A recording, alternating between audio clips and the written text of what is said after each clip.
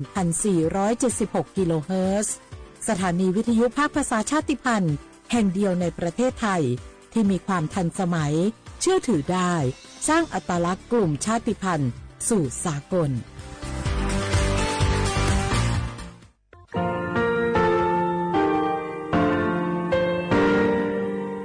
งาคือมีติปิเพกาวิเชล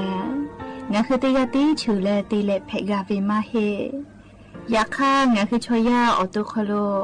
กาติเชวิออโครคาติผาคาชูโยอาชูโยวิโยกาคาเดติเลอติเกกาโพติลาวิทัปาโตงาคือชอยาอาสติกาวิโยงาคือออตุคโลออโครคากาติเชวิอูเวอีเวมาโกติยาลิเลทอกาอายีอูเวคาชเวเพวิโยออลักวงาคือออตุคโลออโครคากาติยายามาติยาลาวิโลโกงาคือชอยาทอกาอาสติมากาวิคาชูงาคือมีติปิเพกาวิเจเลงาคือติมูติสติเพเลอติยาลิเลอาชูโยเวอวูปุตาเวกันติภาคาเสติเกคาเดกากาติเชวิทัปาโตงาคือมีติปิจกิเพลากาวิโยเชเลงาคือเทจโมโครคางาคือมียาถาตอกคปิลาตาเวปุระเวติจเสนีเสหปามัชหปานี้งาติจออกขอทามัววิทยาลัยวิชาการศึกษาประสานมิตรโกเวออคโลจากเกรทาเทโจโมคุโฮคางาคือมียาถาปิยาลาตาเวตอกคติพายโย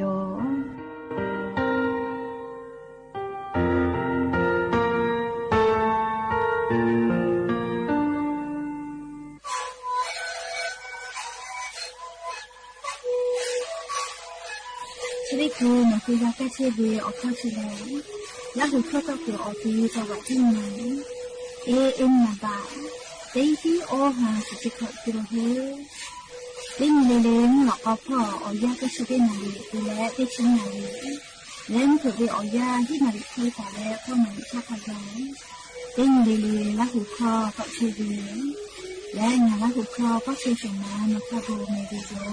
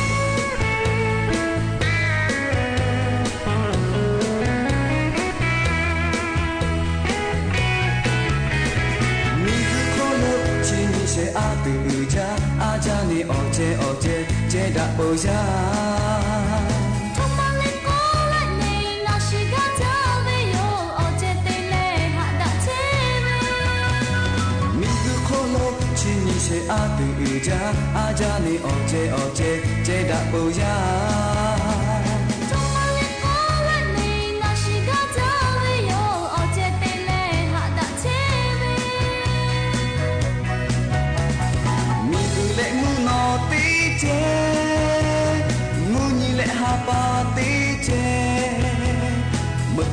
solo tije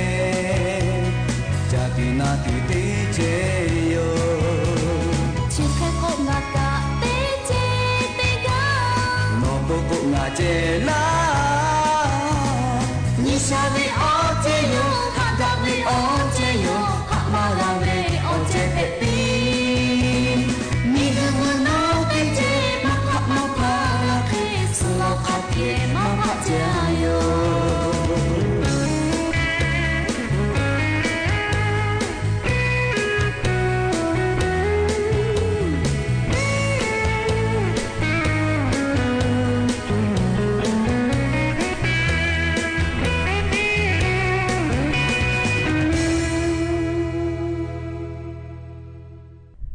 อบูดาจาวิโยอย่าเพิ่งหาติปอทอกาดาจาวิโอยาชติยาอคโลลิงาคือรายการอบูดาจาก็วิโอคโลติปอกกามีลาแล้วชูป้าอุปโลเชตาวิโอวิโอเนียราหุยาติพัทติแกอคอกะกอกะดักเชวิทัปปะตออรอปืติกาลิลิทาตาอุยอยาวิโอคโลละเซจาและรายการอบูดาจาอคโลหะอยู่ลาวิโยแม่เลเคก็ยะนี้ซึปญิญอคโลลิงาคือราหุยาติกาลิลิทารายการอบูดาจาก็วิโอคโลตาอุยอยาวิโอคโลละเซจาและหะอยู่ลาวิโยแม่หาวิโอวิโอนี้ราหุยาเขาพอเฉพาะรู้เชตาเวค่ะคิเพเชเลติกาลิลิทอกาจ้าแม่ดอแม่ซแม่กาแม่ฮาเลดอซาเชลลาเจริญเจวิโอยาเลลีนี่คือไทมิกอคโลกามมุยครอยาเพวิโยมุยครอยาอคโลแลมุยเซมาคัสอตอมาเฮเวอานานาบือไลจือไลอานากะปอตอลาวิโยเจราปตอเลียวเวียเนียลาหุยาติกาลิเลกาอเจ้ายาคัสปอตอลาตาเวอานาอังกอติพัทานี่คือตอดะและปูกากะกิจูจาวิดอวิเชวิจอวิเตเจลิลิพอกะสติตาและอาชุยอตัวยอยากะทะกะแดญหะซาดักอิสิแมและยันวิอยาแลเลจุริสอคโลซึปญีญียะญอขอฮะปะจูฮะปะอคโลยะญีเลติชสญียะญีแลสุญเพวิโยแล้วจะขอการยี่หินชงะขอสุขโยแม่หาวิอวิอเนียระหุยาข้าพ่อช่วยพ่อรู้เชตาเวข้าคิดเพชเลเตียลิลิกาจ้าเมดอแม่ซุเมกาเมเลอฮาเลดอซาเชอลินาหาเวอวิอเนียระหุยาติพาโอเตฮาเลเลวิอยาฮินาริควตาและกอนาริทักไกเตฮาเลเลงาคือระหุคอรายการอบูดาจาAM ติฮิโอฮาสจิคกิโลเฮิรตซ์วิทยุเรดิโอพอละหุคอตอไกเชวิโยเปิดตาเลนพอติพอ Facebook Fanpage สวทเชียงใหม่ AM 1476พอกะไลฟ์สดติดต่อไกเชวิโยข้าพอซาพอจโกอุพอพอนาและนี่คือระหุชอเจตาติแกโอกาปิดะไกเพวิโยแม่และอย่าเพิ่งหาวิอยาคโลทอกะยูเวลาตาเวมีพ่อเวซาตาอบูจอวิออลอติผาติเลกะนิมาซาตุลิควายติผากะยูเวลาตาวิโยเฮกวอเลจ้าเลซาตายูเวลาวิอคโลกอลุยซาเลเฮกวอลอปติลองาคือติเกยูเวลาเลกาดะเจดะกิตุเวซาตาเลมุชามุยีพ่อจ้าดะเวซาตาอลอถามอลองาคือติเกยูเวลาเลซาตาติผาทา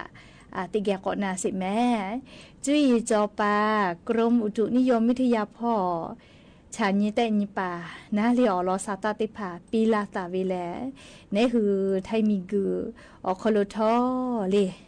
เฉดสเวอยายันตาเลเลติชกอนีนะเลยันยอติชสนิเกาติจีติชกอนีเลแค่กว่าสเปออนีขไกนะมุยีติกาติติตุโกจอมาเฮลิกาลาโกกาลามาตุโยเลียวติลาเวลอยากกะนิเวลกว่าติชคนตาเลติชกอนิเวอยาชอมุยาจะก็ยกยาวิเจเลติพอลิลิกายกยาวินะเฮก็เตเลนชนิตาเลนิชนินิลก็ติปอมุยก็ลุลามาและงาคือไทมิกือข้าพ่อเฉพาะโลกาติปอมุยก็ลามาไกตุโยเจจะได้คือเวอยากูให้แลฝาก็เวลาแม่เลมัมมีอนาติตอพ่อ และเล่เล่าเหมียวนาติต่อพ่อจะได้คือเวียวยำหอมยีลุติดีมือลุยเชเวจิแม่มามีอนาติต่อเตียก็เล่เล่าเหมียวนาติต่อพ่อก็เตียก็เวียดนามเหมียวนาติต่อพ่อก็ลุยตุโยเจเลมุยี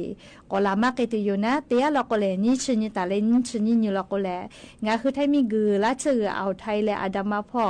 มูหอมยีจะได้ดีมือหลูลาเวลโกเลติปอมุยีก็ลุลาเลลามากเกตุโยเจเลจะได้สอเขาโลอย่านี่ได้ชสุนตาเลได้ชกอนยอเขาโลแถมเหนียวนาติต่อพ่อแลออ10%ตาเลขอ10%เจแม่เลขเตียแลนี่ชนิตาเลนี่ชนินี่เราก็แลขอ10%ตาเลฮี10%ขะไกเจติปอมุยีก็ลามากเกตุก็ลอเลเขาพอเฉพาะโลกาเลยันตาเลติชกอนยูเวียยาวเขาโลเลมุยีจอวิโยภาอีสาพ่อกับคาชูลอเลไทยมีก็จะติดต่อพ่อเซ10%ตาเลออ10%เจเลขเตียเลมุยีต่อพ่อออ10%ตาเลขอ10%ไทยมีก็ฮอติดต่อพ่อเซ10%ตาเลขอ10%เจเลขเตียแล้วกุฏิพ่อกับเซ10%ตาเลออ10%เจอะไรยันตาเลติชกอนยขไกเวนะเลจกาจีจปากรมอุตุนิยมวิทยาพ่อยคือฉันแต่นี่แล้วอลอซาตาติภาปีลาตาวิโยหาวิวเนี่ยละหุยาติภามุหอมุยีลาตุเวชแลเลจีจปาติภายุหือฉันแต่ตุเวอเขอคาติภาจอและเลมาเพลาเหตาเลฉันแต่นิกาวิโยยาคาก็ตูจาเวเลฉันแต่ตุเวอเขอคาติภามาจอมีฮิอาลาไทยและเลงาหือมีฮิวิตติเกสวิเจเฮก็มีฮิวิเชแลก็ตูจาเวเลลาจลาฮาแพตอลาเวภัยธรรมชาติยาโยเฮกวงาฮือมิงเกจะได้สอโคโลกาเลมีฮิเชวิโยแม่เวียเนี่ยละหุยาติเผานิเวตยาธาเลอินเดียมีกามีฮิเวเจเลไลพอกามีฮิเวโกแลมาโมโลโกงาคือซาตาติภากากาเชวิโยแมเลขก็งาคืออวิญญาละหุยาติภาทกาเจ้ายาคาสเวอเจติภาฐานนี่คือกะมีและกูแฮกูฟากาตัวโปลิมมีพ่อเวซาตาติภาทกาคาเดพอหาอยู่แม่แต่ก็แลเพเชเวเจ้ายาคาสเวซาตาลอติภาอยู่เวลาแลลิงาคือละหุยาติภาทาจะเขชลากาลาวิโยแม่ก็จ้าเลเตลอกอนักอิสามหาวิอวิอเนี่ยละหุยาติเผามิงเกจะได้สอเขาโลเลมานากาดาวิมาจอมาหอดาวิทัปตอมมีสุสะไกตุวิอเจติพาเลไลเมียวเขาโลกาติเพเชลอเลขก็จะได้คือวิอยาอิสาลิละมีและอีลามเมียวเขาโลกะเลจะได้คือสุสะเชวิโยชะดาปะตองะคือไทมีชอกาเลอิสาลิละเมียวเขาโลกังกาจักตาวิจอมาเรียกว่าซาตาติภาคเดพอหาอยู่เจเลบ่ดาวิอเจจอลาโกนาเลชูอลอติภาเป้าทุลาเวไซแลนด์ก็เวเลอคอบูวิโอเวติภากาลาโกพอกอติกัวลาโกหะพอเชจิแมอิสาลิละเมียวเขาโลเชตาวิงะคือละหุยากาจักาจาเชวิกาซาตาคเดพอหาอยู่เจเรียกเตแลรัฐบาลเลอคักกุตาเวพอกุลาโกหากาพอวิเจเลอลอโกจะได้คือวิอยาอิสาลิละมีและอีลามีกาเลมาจอมาหอดาวิอคอโลเลบ่ดาเชวิโยเฮกว่าวิอเนี่ยละหุยาติภาอิสาลิละมีอคอโลกาจะได้คือเลอนุพอไกวิกาจอกไกจิแม่เลอิสาลิละมีอคอโลจะได้คือมีลาติสุสะเชวิโยแม่เรียกกวงคือละหุยาอิสาลิละมีนัวชูสุสะเกิดติต่อพอเชอเวลโกกาเลชูพอกุลาโกคาเดหากาพอวิเลคเดกานายูเวแม่เรียกก็จะกาอยู่เวลาแล้ววิญญาละหุยาติภาษาอลอซาตาติภาจะเคชลากาลาวิโยเลอบามีพอกาจะเคเพเชเวแต่ก็แลเลเอกวงคือไทยมีกือแล้วกัมพูชามีเจ้าพอกานาเลปุลาตาทาจีดาเวนาเลจีดาเวอคโลเลไอจีซีอคโลนาเลรัฐบาลนายกรัฐมนตรีเตลกัมพูชาป้าเวการัฐบาลกาเลมีกือมีเจตา วิอลอนาลีมิงกุมิจะพอปะฮะจดาเชวิอลอทาจีดาวิอคโลลีจีดามากาเจลีจีมาหอวินาลีคือว่ายาค่าบ่ดาวิเตแขตุกมาลุยหิแม่ลีคือขอวิอเนี่ยเรายาติภากะจะได้เจอลีซาตาพอหาอยู่เวลากว่าแต่วิสาตาพอหาอยู่เลยที่พาเราก็ชุสะปีดอกหูเวไลเจจะตีลอเลยอยากค่าบ่ดาวิเตแขตุกมาหิแม่เลยอยากค่ามีเจ้าพอจะได้คือวิอยาเลยมีกือน่าเลยไทยมีแล้วกัมพูชาวิมีกือจะกะพอปะให้จดาเชวิโยเรียกค่ะกะตอคอซักคอยเยแล้วเลนูแน่ๆวิอคโลจีฮอกาตัวอปูงาคือไทยมิงกอคโลอาจุยารัฐบาลกะจูจาเชเวจิแมมก็เพื่อเลยกะเลมือจ้าวาจาพอวิกาเจ้าก็ลุย3งาคือไทยมิงกอคโลกะเลชุดิคือวิอยาคโลแลรัฐมนตรีว่าการกระทรวงเกษตรและสหกรณ์เลยยกเว้นนะปุลาตาวิอยาจุยารัฐบาลเลยนโยบายแต่ตาวิคัสงาคือมียาตีจ้ามือจ้าเกอตีใจจอแลกาตีจ้ามือจ้าแลเลมือจ้าว่าจ้าวิอคโลผู้หญิงกาตัวปนะเลมีกุลิมาโฉนดชุมชนก็เวติผาเตาะปีวิโยเลโฉนดเลตีจ้าตัวเวมีกุนะเลอุติผาเตาะปีวิโยใครแต่แลเลจะได้คือวิอยาเลรัฐมนตรีกระทรวงเกษตรและสหกรณ์พอก็เวนะชนดเล่เกษตรนะเหมือนเจ้าว่าจ้าไกตัวเวชนดเกษตรได้ผ่าตีปีกาไกปือเวนะเล่จะขอยี่หิงาหาขอชีหิขอเล่ขอฮาปาวิอยาชอคโลงาลาสือเซหิมือลายเกาจีแม่เล่แค่ก็ดอลตาเวนาเล่ดอลตาวิอคโลแต่ตาเวแลเล่ติชสลายติชสลาไลเลติชสลาสไลไม่เลติชสลาไรเลงาหุมมียาเหมือนเจ้าว่าเจ้าเชเวเกษตรกรที่ผ่าถาเลชนกเกษตรก็เวชได้ผ่าติปีกาตัวอโปนะเลอาจุยารัฐบาลนโยบายแต่วิคัสเลชได้คือรัฐมนตรีกระทรวงเกษตรและสหกรณ์พอกะเลจะขอเป่าขอหาปาวิอยาเลติขอเวียติเกือคโลนะเลติลากาปือเวชนดเกษตรได้ผ่าโตปีกาไกปือเวเลงาลาสุเซฮีมือไลเจเลติจามือจาวิอคโลกาเลชนดเกษตรก็เวจิแม่เลเชเลติจามือจาตุเว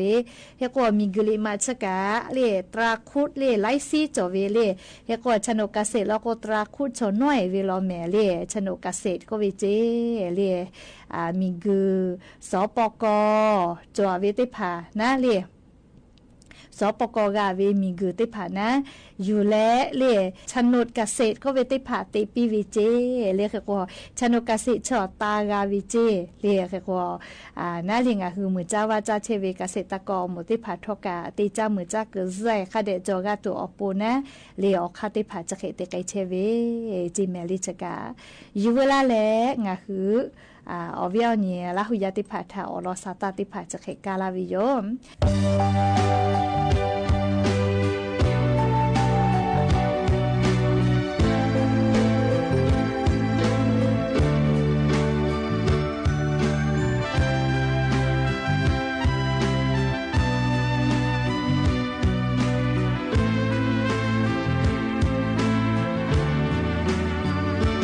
Hãy subscribe cho kênh Ghiền Mì Gõ để không bỏ lỡ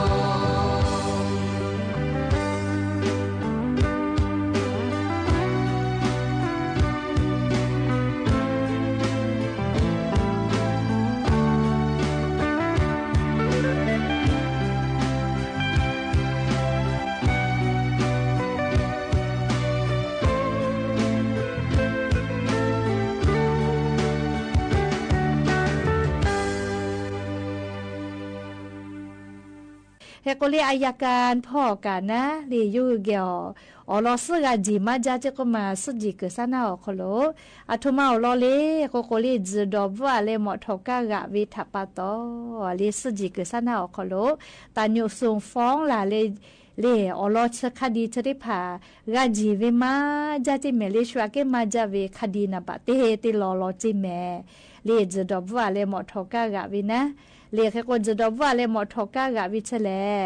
คอพิเฮจาเมเลเลกาโนฮึจดอบว่าเลหมอทกากะเลชวาจัทีเปเวลโกซาเลกาคอพิเฮจาเลชูมอทีบาเวมาโกชวาทีเลชูนาชูเซเวลโกกะเลคอพิเฮจาเม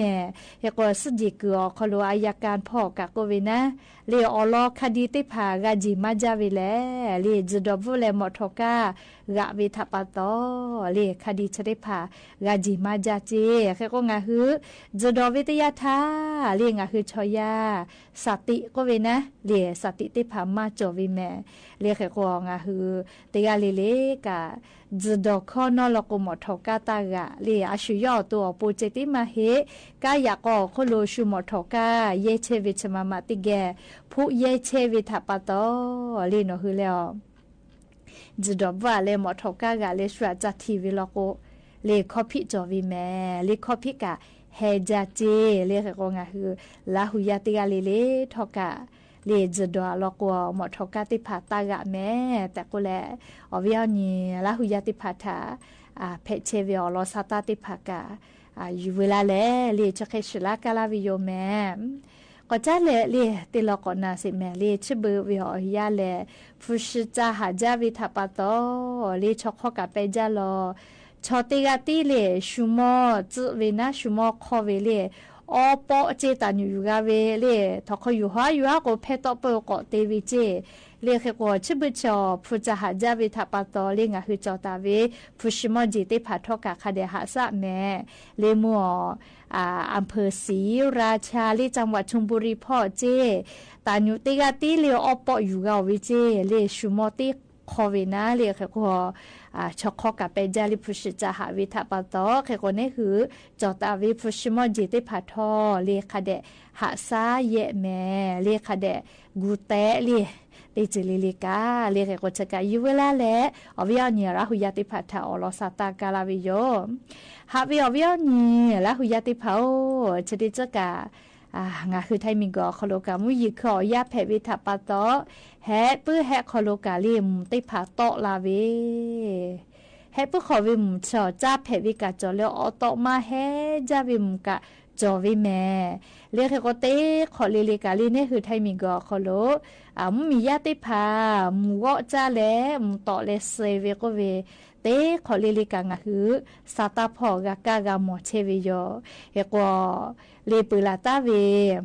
อันทาจิกุมาลีจังหวัดยะโสธรพ่อจะขอป้อมุวจ้าเลมโตเลเซเวนีกาติกาโยจิเมลีจะขอป้อมัวจังหวัดยะโสธรพ่อปุลาเวติชนีนิขอฮาปาทาเลมูเตจ้าปุขอนอนนาวิจก็มายามีมาลิชมอแผ่วรออาสากะฮิชอของเกาวิเจแล้วตุขลอสมุเวอานาวานาโรเลอลาสอนากะแผ่วิเจใครแต่ละย่อมูเลียอยาโกเอลาวิเจก็มาเลียติเกติจ้าวิเจยากาขอนาลิย่อยาปากเกียวใครแต่แล้วอวิอนีโวเอลาวิเจก็มาให้ปุขอวิมูนาเลียใครแต่ติเกติจ้าวิอขอโลจ้าปุขอนอนนาวิเจเลยยอจาวิมุชอเฮ็ดไข่หานก็เวเจกะอุสมุก็เวน่าเลยเฮกว่ามุชกะใส่เตกเวคาช่วยเพปื้อเวเรียกเฮกว่าต่อมาให้วิมุทะจ่อยเวลอเลยเฮกว่าปิชติกาจับขอนอซาชเวเจผีเวเจเรียกแต่แลคือว่าละว่ากะออกมาจ่อยแต่แลอุกูมือแล้วเลยมือเสหิเวเจอยาลอโกลียาเนเพวิทัปตอนาชยอคโลหะซากาเตาเจกุปีหอบากาตาวิทัปตอยาเข้ายาปิชมอชอลิโมกะมอลาวเลอานากะจอวิทัปตอกาปิมากาเลอเลมุโคสเซวิเจเลเอโกจะขอป้างะคือไทมิงกอคโลกามูวจาเลมุตอเลเซวินิกาติกากาปืแม่แต่ก็แล้วเวียเนี่ยละหุยาติกาเลทากาเลสติปิลาวิโยมาจาจอมาโกเลมาโมจอไม่กะจาจอโมจอเวีย ชูเลมาชอมเวลาโกกาตาอยู่ตีจ้าตากาตาก็ฮอแม่เลียอลก็มุชกาเลียต่อมาให้จัสลอจอเวลาแต่ก็แลเวียเนี่ยละหุยาติพัทธาเจ้ายาคัสเพตอลาเชเวอันมาโกเลียเจ้ายาคัสเพลาเชเวสติปิดาเวอลอติพัทธกะอยู่เวลาแลยานิมลก็เวียยาคโลเวียเนี่ยละหุยาติพัทธาอลอสาตาติพัทธะกาลาวิโยและอย่าปึหาติปอทกาชิลากาลาตุเวอลอสาตาติพัทธะไม่จะได้โยแม่ลุลาเลกากาพนาเลออกาปิลาเชเวติกาเลเลกาอบูจาแม่ติกาเลเลซแม่กาแม่เชซาจอซาฮาเลดอซาปีอบูจานี่คือรายการคุยข่าวรอบวันกับทีมข่าวสวทเชียงใหม่ผู้อำนวยการสถานีวิทยุกระจายเสียงแห่งประเทศไทยจังหวัดเชียงใหม่ควบคุมการผลิตค่ะขอบคุณทีมข่าวสวทเชียงใหม่ทีมงานของสำนักงานประชาสัมพันธ์จังหวัดเชียงใหม่ทีมข่าวของ NBT ภาคเหนือค่ะตลอดจนพี่ๆเพื่อนๆน้องๆเครือข่ายสื่อมวลชนในพื้นที่และทีมงานประชาสัมพันธ์ของหน่วยงานภาครัฐภาคเอกชนและภาคประชาสังคมที่ส่งข้อมูลให้เรานำมาเผยแพร่ในรายการคุยข่าวรอบวันด้วยดีเสมอมาสถานีวิทยุกระจายเสียงแห่งประเทศไทยและเครือข่ายทั่วประเทศเสนอข่าวต้นชั่วโมงรู้เร็วรู้จริงเกาะติดทุกสถานการณ์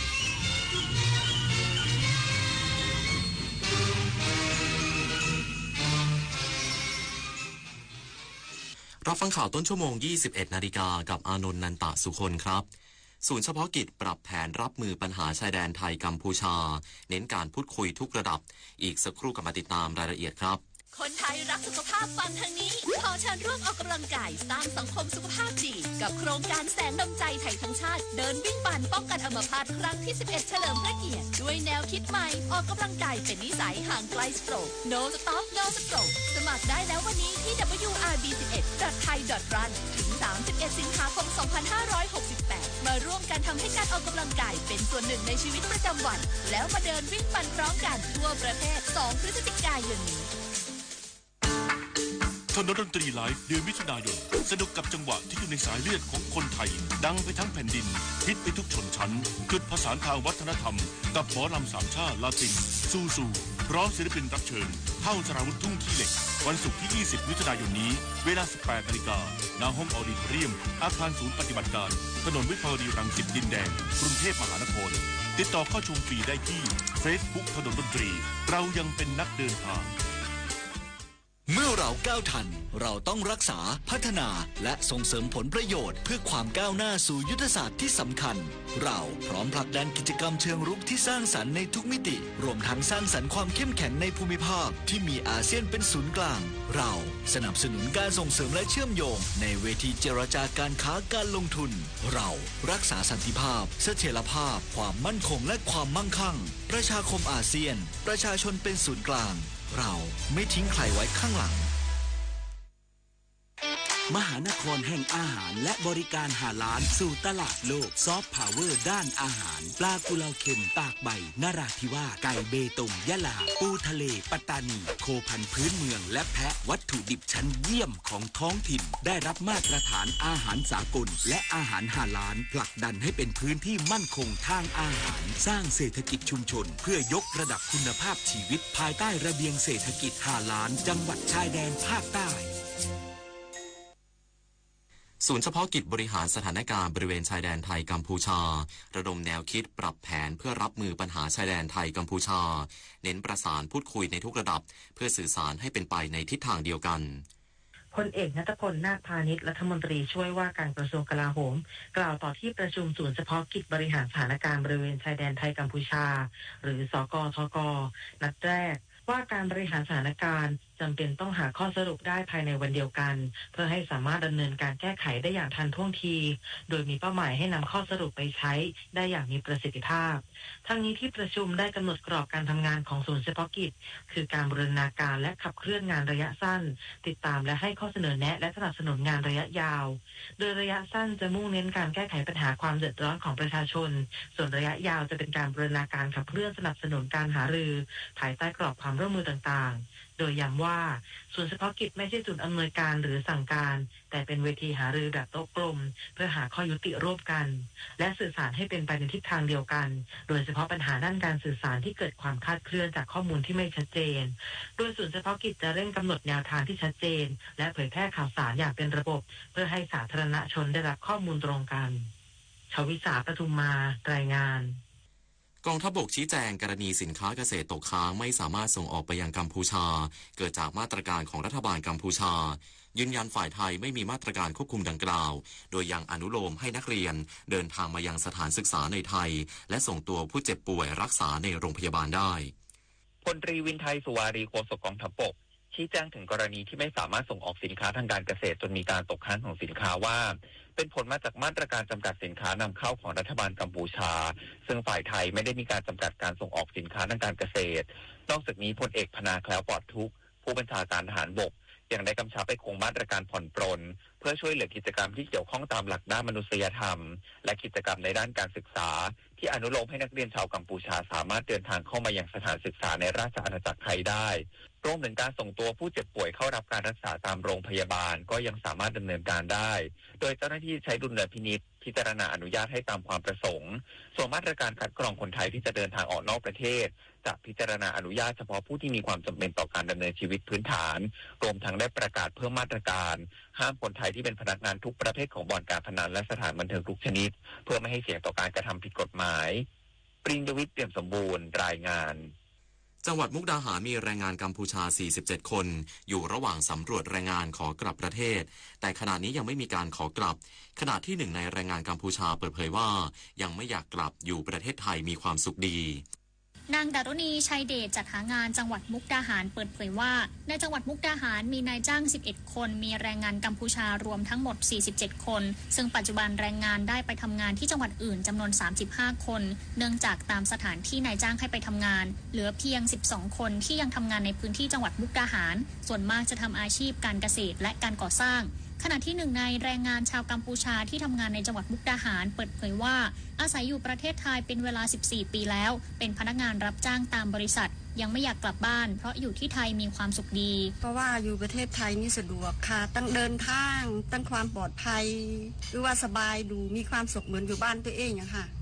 ช่วงสงกรานต์หรือช่วงปีใหม่อย่างเงี้ยก็อยากกลับไปเยี่ยมพ่อเยี่ยมแม่เราบ้างค่ะแต่สำหรับหนูเนี่ยหนูคิดว่าหนูก็ไม่อยากกลับเพราะว่าตอนนี้โมเมนต์ช่วงสงกรานต์หรือเทศกาลอะไรหนูก็อยากอยู่ประเทศไทยต่อไปค่ะทั้งนี้สำนักงานจัดหางานจังหวัดมุกดาหารอยู่ระหว่างการสำรวจแรงงานกัมพูชาที่จะขอกลับประเทศกัมพูชาแต่ขณะนี้ยังไม่มีแรงงานแจ้งขอกลับแต่อย่างใดชะยาพรภูงามเงินสวทมุกดาหารรายงานจบข่าวอานนท์นันตะสุคนอ่านรับฟังข่าวครั้งต่อไปเวลา 22:00 น.ติดตามข่าวที่นำเสนอไปแล้วได้ที่ www.thainews.prd.go.th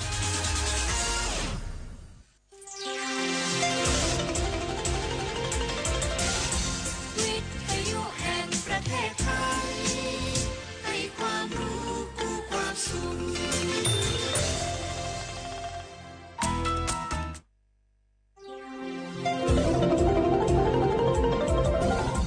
วิทยุแห่งประเทศไทยให้ความรู้กู้ความสุข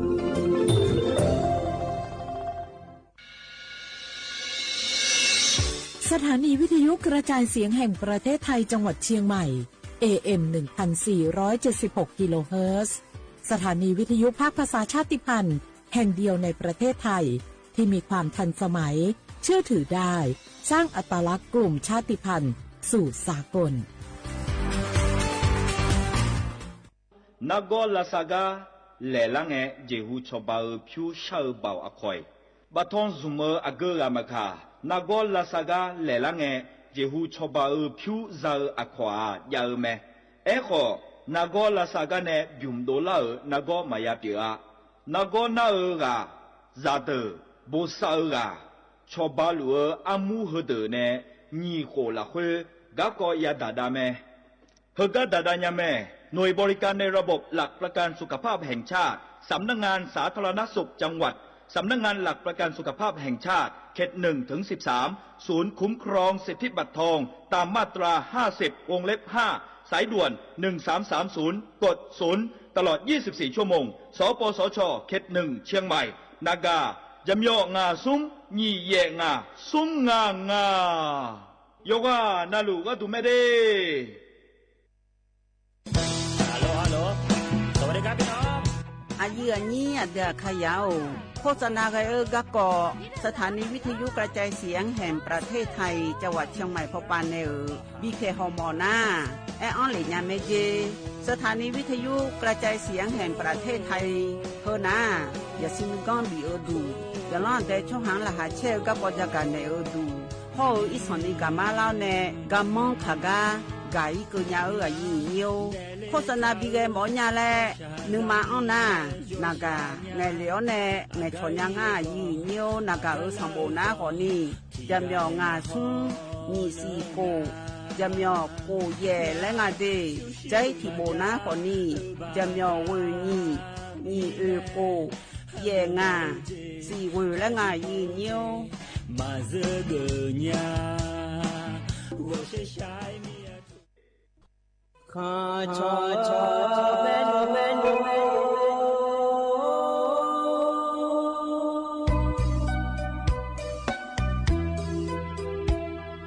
za ni cho ku le nga do wo tu ya kha ba za ni cho mo le nga do nga cho ya kha ba so pa ma si cho cha lo na i ba so ma nga na ma si ko le ya i ba nu ma si la cho le ma jo le nga je ma si la bo cha sa la ma do nga je nu ma si mi su cho za nga je ma si la na bu ni a cho za nga je si la yo ha cho nia si la nga na na yo ha cho ha nia da yu ni nai we cho mia tu le yu nya du mia mo le cho lu a du za ni ki pu ma za le so me ya nya we ti du ma ta za ni cho do le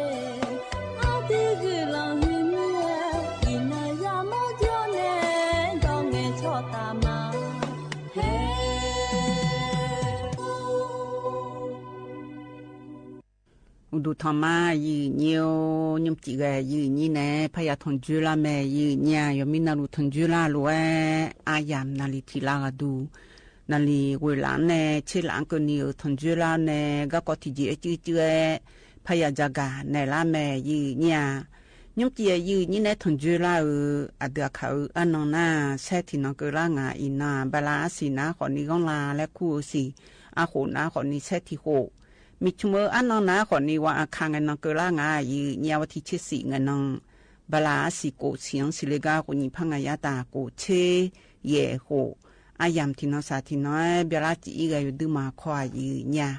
เธออยู่เนี่ยเด็กขยะเด็กหูเลี้ยเด็กชั่วโมงมาเลยเท่ๆแม่อยู่เนี่ยจะนอนได้เลยเด็กหูละเท่ๆแม่อยู่เนี่ยน่าหนูอยู่เด็กยี่ห้อหัวมาที่โกเมียยมนาสมบูรณ์พอยาเลเจลยืนนิวยนาลูคือร้านนาไทยสมบูรณ์บิจอยบุยยาเงินเนยืนนิวถึงมีเนยาสมบูรณ์พอไว้ก็ยกขาบินเนลอยยืนนิวยมจีก็ดูที่จีจักกันเนนยาเดินเนชักกาและบินหาเนอาศัยไงชิกุกาและบินหาดามายืนเนี่ยยืนนี้เดือขยะเดือยมขานาคนนิวเย่อายามเมียลอยยืนนิวเธอเชกอผู้หลักยมเมียจอลอยอยู่ในเชกอฮอลือดาญาและเชกอมาบิกอนี่ฮอลือดากะกอยกขาฮอลือดาลอยยืนเนียวเธอเย็บผู้หลักเย่ไงโลอยู่มือก็จอยอยู่มือขายังชายืนเนี่ยอยู่จอนาลูเนลูลูเย่ยังไงจอก็จอยจูเมียลอยยืนเนียวเธอมีเนอยู่ว่านาลูกะบีมาหรอเธอหนัวดังเป็นไงนายเดินในชาที่ตีอยู่ตะกลุนหาเบียวดาวในยุ่งก็กอเลยจะกาด้านในมายืนเนี่ย นายเดินในชาอันนั้นแบบตีนะคนนี้อันดูมันหลังในชาลอยยืนnhiềuยาถือแต่เลยคนนี้กาหมอก็ก็สัญญาไล่โลเลและชาเฮตีตะกอลุนหาเบียวดามายืนเนี่ย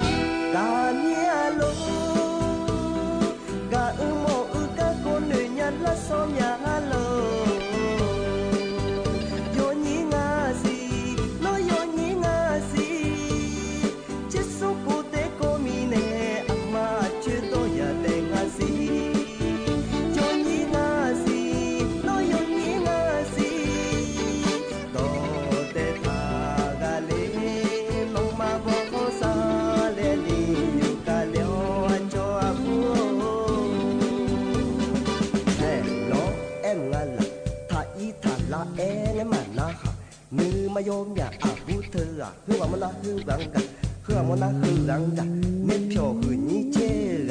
งามมาแอละพม่าเงยงวยพม่าเงยยามายาจับเป็นมายาเม็ดเพียวเนเลยอีญาละ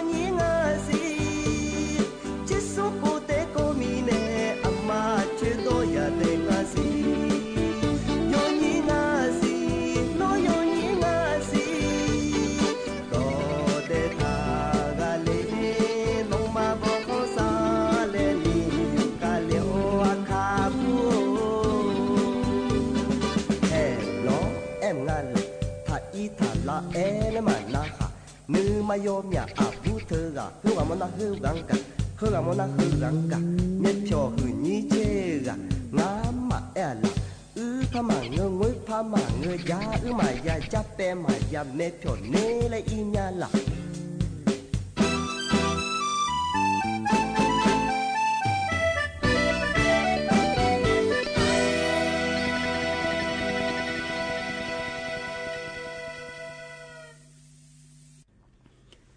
ยันน่าเบียวดูอร่อยยืดเยี่ยวคือกันในนั้นก็ก่อจากการดันในหน้ายืดเนี่ยเขาก็ดูน้าล้อยืดเยี่ยวเธอก็เธอสวนสัตว์จังหวัดเชียงใหม่ในจากการเหลืองานล้อมินน้องล้อยืดเยี่ยวมินน้องวัดทิชิโกหน้าคนนี้เธอก็สวนสัตว์จังหวัดเชียงใหม่ล้อ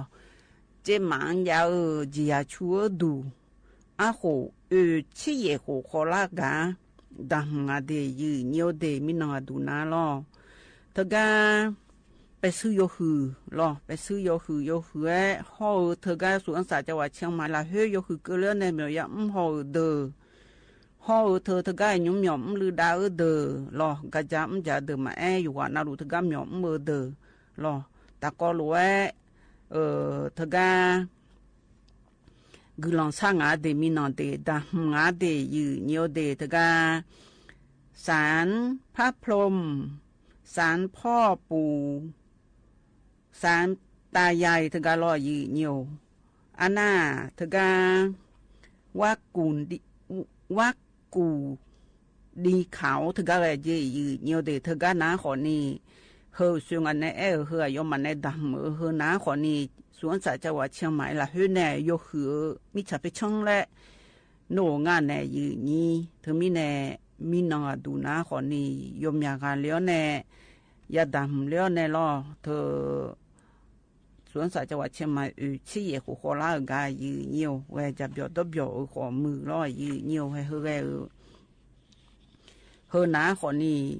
โคโลเวก็ก่อเฮอนาล่ออยู่หากึกาฮึจีและดำนาลอยยืนเนียวจะดอผู้หลายอยู่จีนาลูตรูดำเบอยืนนี่ลออาน่าเธอ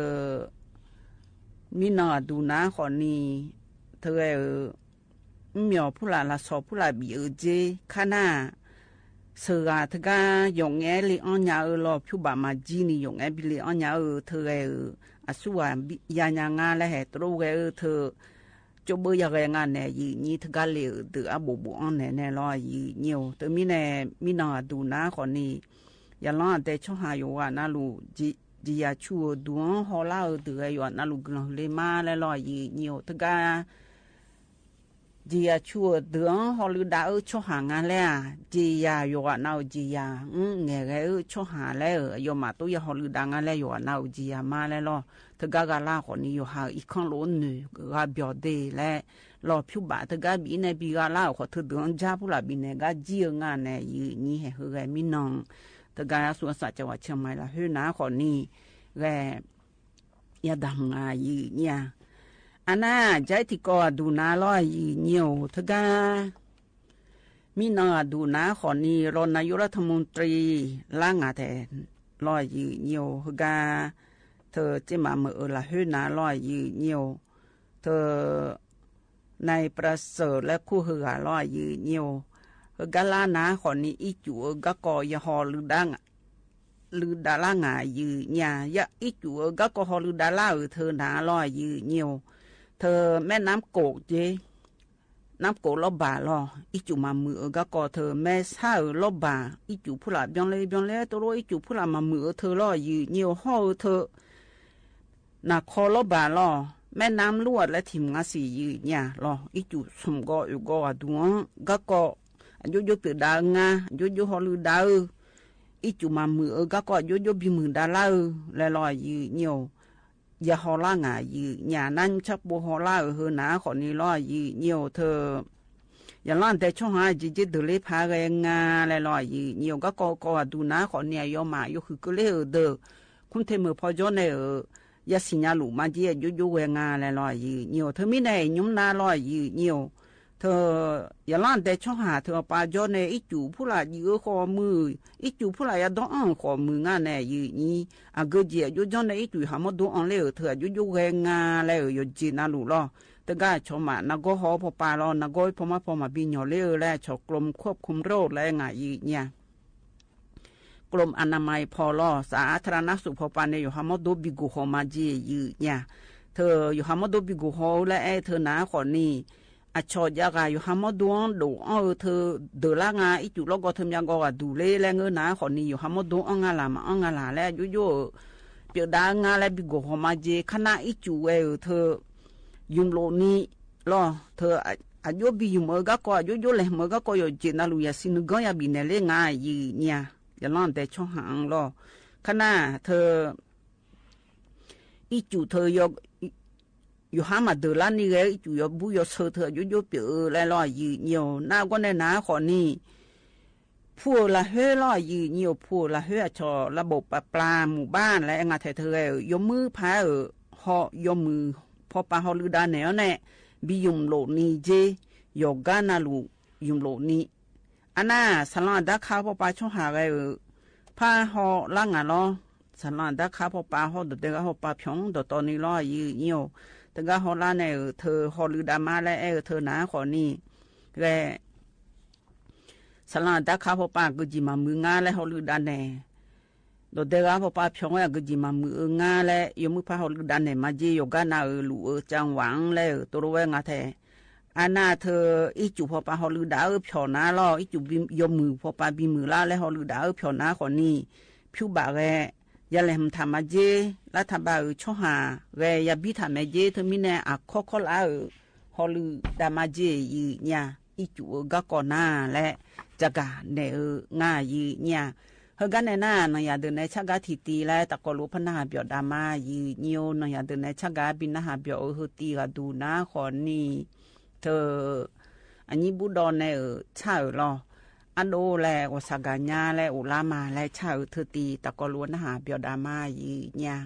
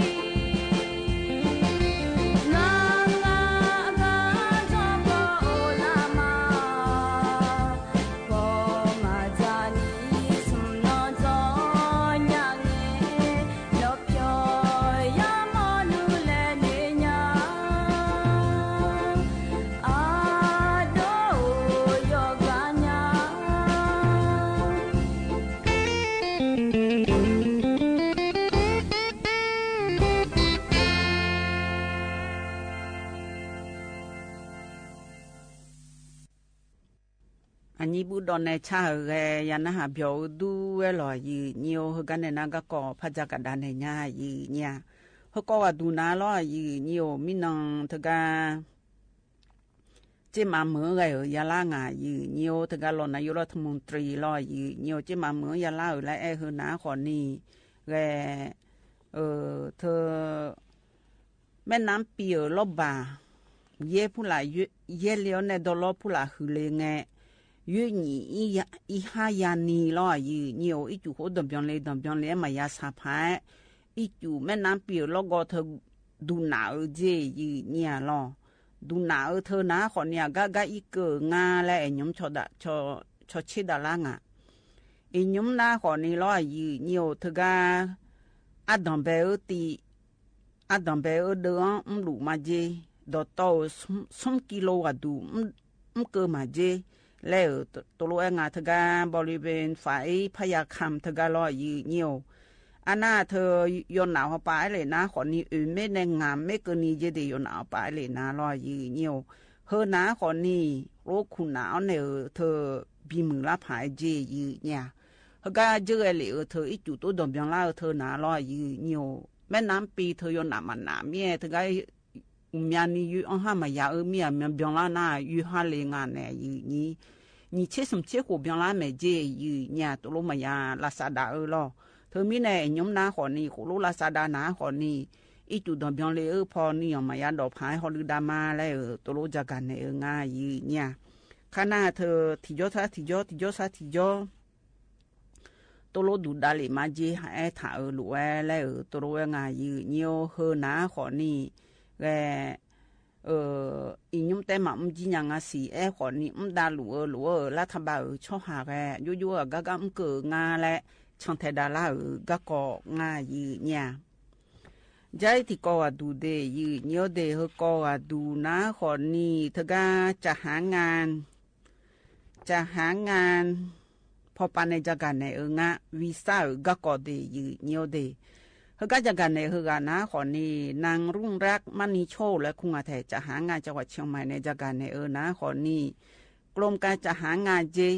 ยมือพามาในญาเจเธอก็แรงงานต่างชาติและเธอรอชมมีห้องชอหาอันหนุ่มยาวมีบิเมื่อและอันหนุ่มยาวเธอมาญาณาล้อยืนเหนียวเธอก็ดดเดกาลาและวิสาจงเธออยู่ในดดเดกาลในถ่ายเหมืองมีหน้ายองบานเจผิวบาพอไปเลยนะงาผ้าบ้านในงามือบานเกินนิติเกอเจเดยืนเหนียวเดน่าก็ในน้าคนนี้อาจอยู่หันในจ่อเหมืองสุขหันในเจแล้วตัวรู้งะน่าก็ในน้าคนนี้ดดเดกาลาและถ่ายเหมือนวิซาผู้หลายจังในดดเดกาลางาล้ออันน้าหมีงาล้อหมีน้าบุยาเหนียาวในงาผ้าห่องามือเกือพัดดีกาอยู่หาเหมืองผ้าบิวอีงาล้อยืนเหนียวน่าก็ในน้าคนนี้ถ่ายเหมืองมีมาบิมเดลนีโหพัทที่สีเจยืนเนี่ยตัวรถที่ไงพัมลานาขอนี่ทีมือในที่แสงก็นี่พัทที่เจแล้วตัวรถงายืนเนี่ยทกาตัวรถช่างเดือนก็จะขอนี่ล้อยืนเนี่ยเธอหนาขอนี่ทำทัศน์เดและก็พัดจงบังปูเธอหนาล้อน่าที่นาขอนี่อุมยาปูจงปูละนาขอนี่ขออย่าอ้องงานแน่ยืนนี่เธอมีแน่เธอเตียงเกลือนะขอนี่ก็จะมาบิกเจสุ่มหัวดูล้อยืนเนี่ยเฮ้ยคุณรู้มันจะมาแน่นะขอนี่มาสิยังไงล้อยืนเนี่ยเธอมีแน่ชกก็จะไม่จะพอปาฮอลือดาดูแน่จะกันมันแน่งาเดมีอมเล่าและวิสามีอมเล่าและอนุญาตทำงานและเธอมาจ้องยากาตัวเธอเล่าและวิสาผู้หลักแต่สายาแน่การเล่าแน่มีอมจนาเหนียยาวแน่ตีก็เกาะล้อน่าก็ในน้าคนนี้มีผู้หลักมาบิมดาวตัวยังเหนียยังไงจ้าและจากการในก็เกาะง่ายยืนเนี่ยเธอมีในอย่างนั้นแต่ช่วงเฮาและตัวงาเธออาสัวงาโยหายาสิญาในยามมอเธออาชนแรงงานต่างชาติเดือดร้อนยืนเนี่ยเธอยอมมาจ้องฉันนี่มีอมล่างอาโถและดูน่าดจับบินในเลยเจเดยืนเนี่ยเดนักสมบูรณ์เธอก็ดจับบินในเลยเนี่ยและเธอหน้าคนนี้จะมีอันนี้สมงาตีสีนี่เวเธอก็เงลิยามเมเจยืนเนี่ยมาเงินหน้าคนนี้เธอก็กระทรวงแรงงานไทยสายด่วนรอยืนเนี่ยตีงาจะมีโกแล้วเธอเลยยังไม่ได้ยืนเนี่ยเดอันน่าสายด่วนกรมจะหางานนะคนนี้ตีโกเวซีตีโกเวและเธอก็เงลิยังไม่ได้ยืนเนี่ยเฮยยืนเนี่ยจะกันในก็ก่อหล่อยืนเนี่ย ใจที่ก็ดูนาล้อยืเหี่ยวเฮก็ดูนาขอนี่ยืเหี่ยวจากกันในเฮนาล้อ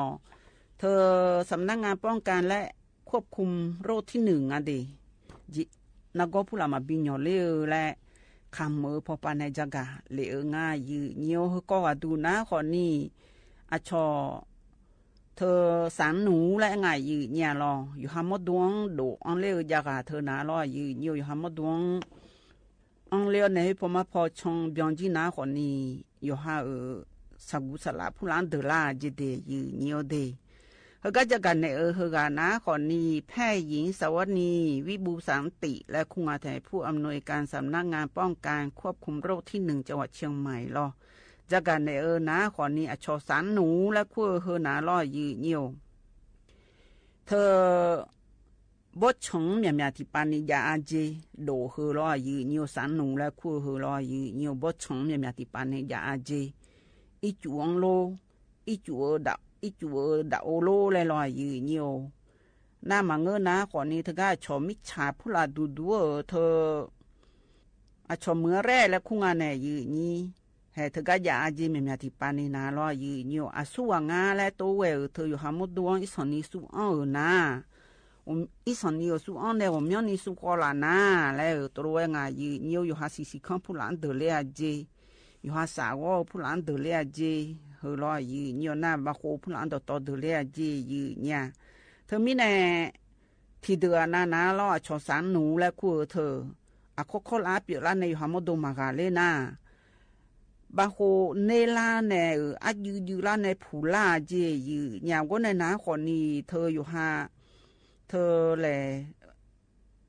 เธออยู่ชื่อลานาลาโกลาหรือเวงานเนี่ยยืนี่อัลลาฮออักเครื่องเปียดาอาเจเดยืนิวเดที่เดือนนั้นมาละหัวตัวเล่มาดูมาจ่อยานี่ตัวเปียเล่อาเจอันนั้นก็เนี่ยนะขอนี่เธอลาสังเฮยพิวอาเจยืเนี่ยเธอก็สานหนูและคู่เธอยาลาน่ารออยู่หามดวงรอยืนิวเธอมีในสานหูเธอรออยู่หามดวงละนะจนนyeจอเจยืนเนียวจนนyeจอเอ็นเงินน่ะมาสิลาเจยืนเนี่ยรอเธอบาลานิสิงานเนี่ยยืนนี่เธอมีเนี่ยเธอโตสางหนูเธออยู่หามดูเลยน่ารอยืนเนียวอยู่หามดูเฮฮองไงรอบาโคผู้ละยนานาหลูเปียเจยืนเนี่ยเธอก็เราละทางผู้ละโลคือสาวผู้ละโลละคอผู้ละโลคือพยาผู้ละโลเลยลอยยืเนียวน่าก็ในนาขอนี่เธออยู่หามดวงอยู่หามบาโคหงเงที่ก้านนายอยู่ผิวที่ก้านนายนาเล่มเสียตัวโลเขือจีแล้วตัวโลเองโยจิมันนาโคโลเปียนาเราอยู่หามดวงโคโลเปียในใจอุดจะข้ามพักกานาห่อเธอมาเตเธออยู่ซื่อแล้วอัดดูโลตัวตัวละนาแล้วตัวง่ายยืนเนี่ยคือข้อมือหลังข้อมือล่อเธอคือพยายามข้อมือละข้อผู้หลังข้อมือล่อเธอที่เดือนนาข้อนี้คือข้อเปียเจเดยืนเนียวเดเธอมีแน่โคโลเปียละนาล่อยืนเนียวเวอยู่หากันโคลาหมอจุกยอีงานเนี่ยยืนนี้เธอมีแน่ยืนนี้เดี๋ยวขยันเดี๋ยวนักก็หุ่มนาขอนิ่งกันเนี่ยยุ่งจะกันเนี่ยนะอยู่หาสารหนูและเธอนาขอนี่อยู่หามดวงหย่อล้านเนี่ยอังเลียวเนี่ยนาลาโกลาจริงเดี๋ยวอีจูของอันยาอีจูดองป้าอีจูเยอะมิชาเฮดาโอป้าของอันยาเจมาเงินน่าชอเธอมิชาดูฮัลโหลดูตัวโลยมยาไม่รอยืนเนียวเธอตัวโลก็ของอันยาเจเดยืนเนียวเดะโคโลน่าก็เฮยความมายากายืนเนี่ยแต่มิเน่งานในจักรเนี่ยนะคนเนี่ยชอนักก็สารหนูอยู่หามดูอันเลี้ยวเฮเดและจักรเนี่ยงานเดเขากันในหน้าเนี่ยเดินในชาทิตีพระบิณฑดาญายืนเนี่ยอาวุลิหายในชาหรออาวุลิหายในชาเธอนะคนนี้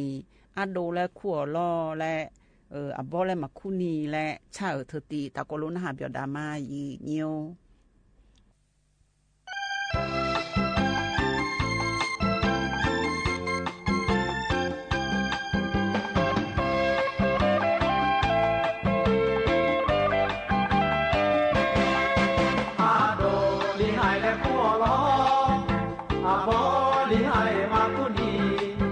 มาเจมาพอ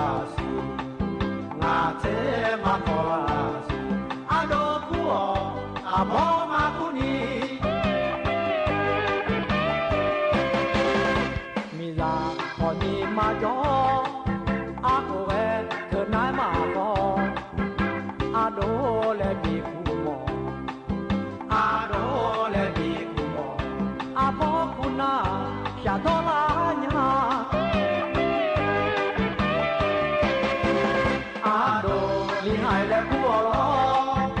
阿婆厉害嘛古尼，那这嘛好啦是，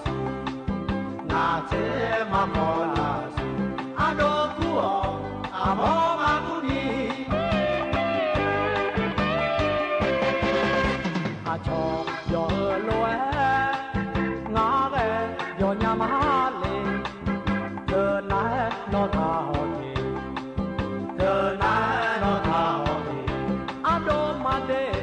阿婆忙个嘞，阿多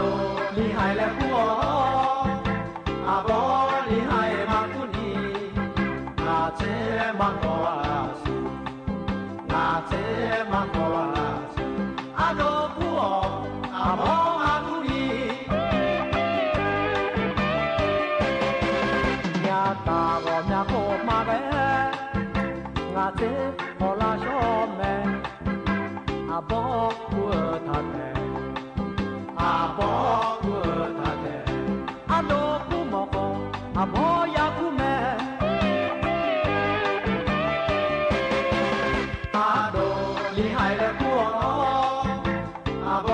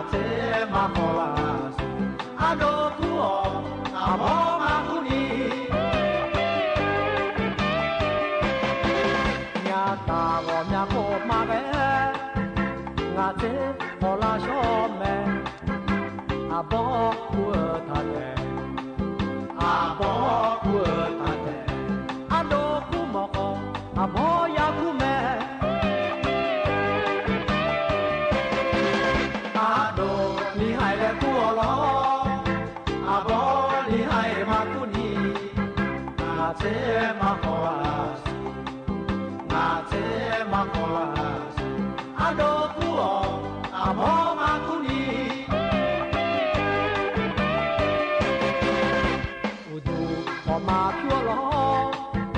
那宝贝有么干呀？阿人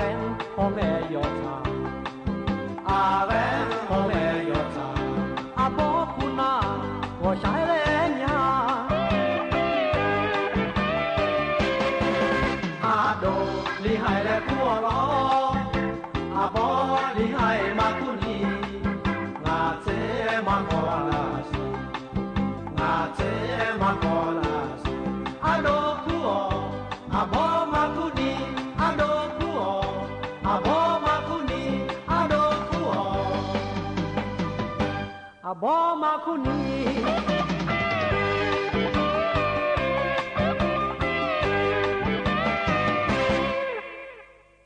ยันนะหาเปียวดูไอ้หล่อยืนเนียวเฮกันแน่น่ะ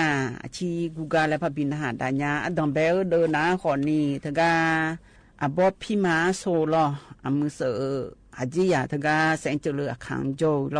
อบในกูเกมยองขังที่โปและบินหาที่ปวนาและบินหายุจิตะกรุนหาเปียวดาวแน่ล่อยืนเนียวที่เดือนน่ะมาจอนเนี่ยอยู่สิบโยมยกลาเมียอุตสามีอุ้ยและหนูดูส่วนสิเมียเหือและรอเหือหน้าคนนี้อบพี่มาโซเดอุตสามี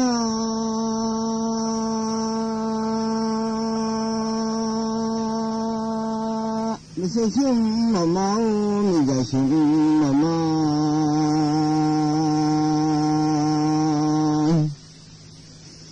ทำไมจะ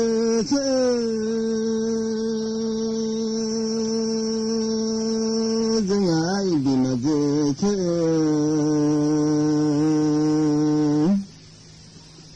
เมื่อเรามาอยู่โอ้ยเธออยู่งามโอ้ชอบมาเจอเด็กคนสักทีแล้วจะหยาลันดีมาเจอมาเจอกันนะโอ้ยพัดดมแล้วจะเรียนละ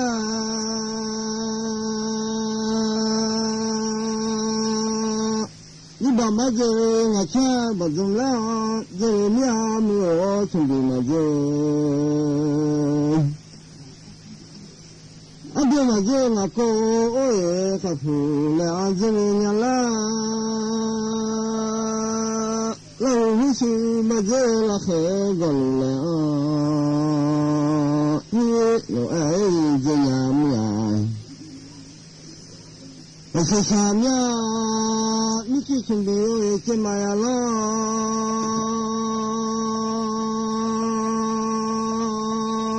แล้วมันโดถ้าชอบมายา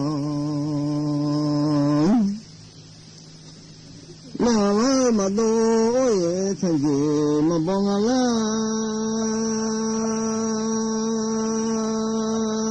มีจะเล่นไม่สิไอ้สิ่งเลยนี่เราเอ้ยไม่ยามไม่ยามดับไปเสียเสียแล้วดูเลยเนี่ยนี่โอ้ยดับไปเสียเสียแล้ว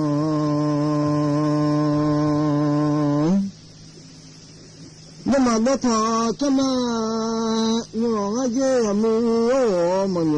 ดูท่าจะมาที่ข้าศึกษาดูท่าสักวันนี้เนี่ย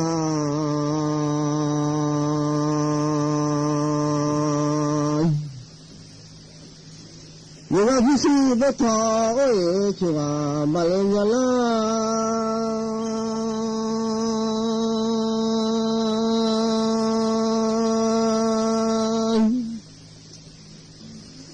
เสียชามยาละหาโอ้ยอมาชา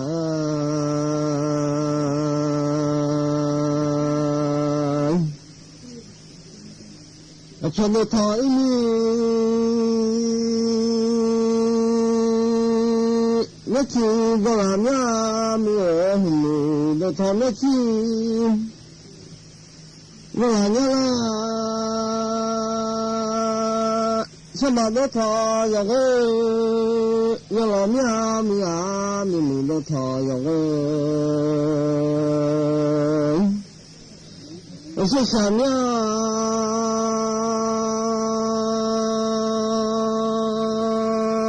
แล้วยี่ห้อหน้าที่เดียว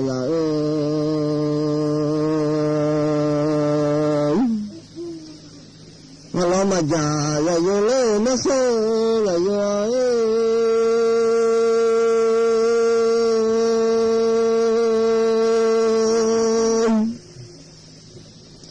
แล้วยินมาชอละเลยมีโอกาสเลยมาชอเดี๋ยวใช้มาเกินแล้วสายเสลาบิจาขออย่างเงี้ยเดี๋ยวพอเลยโยมาอย่างนี้อุดเชื่อมาเกินเนี่ยยังไม่เชื่อ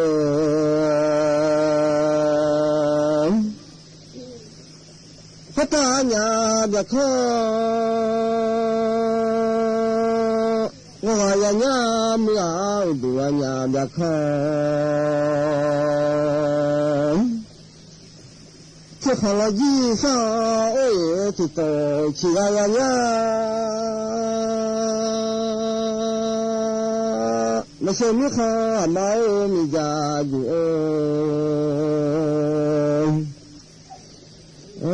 จะขนาดยิ่งชอบพังง่ายมาอย่าขับขับมันน่าจะไม่ได้มาง่ายอย่าหาว่าขี้เพี้ยดูอย่าขับเนี่ยอย่าขับ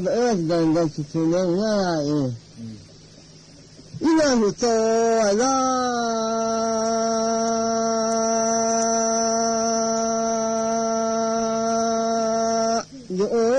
嘛会做人，我的妈说他来了嘛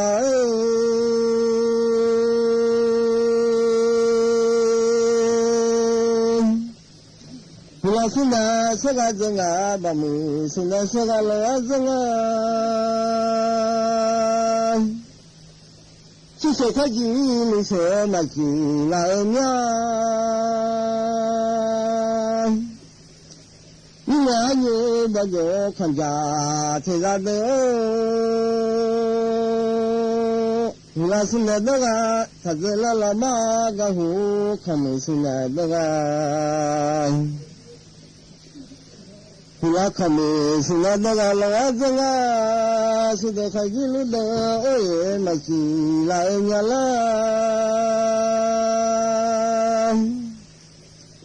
之后你啊，把这看啦，来了嘛，你啊你啊你啊，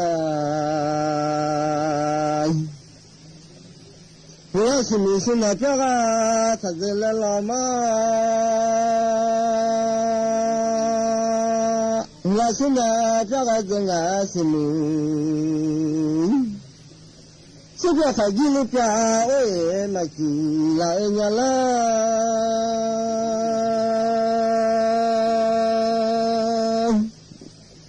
这几样然后也突然了。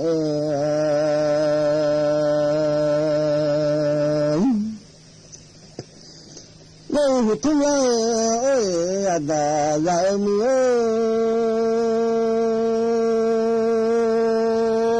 这个也的阿宝晓得也的，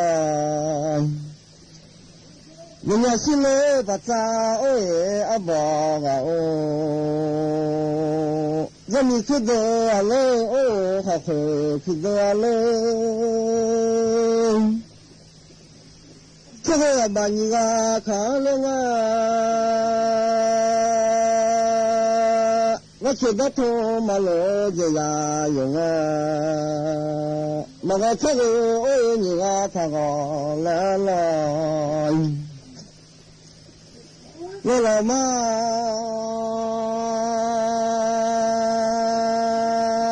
成就阿爸，你家了啊，什么别个你发哦，唔当看阿没有，那了你走不嘛哦，我里他啦啦没有，用怎么着，这家来了嘛个我那是咋唔懂，一毛在。这上面，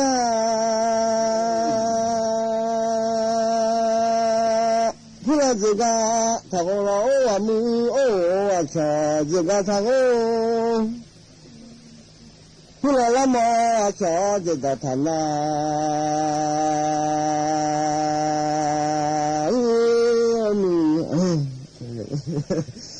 后来瞧这个没有了。后来了嘛，瞧这个没有那个，你们是谁有啥？那么也没有，这是谁有啥？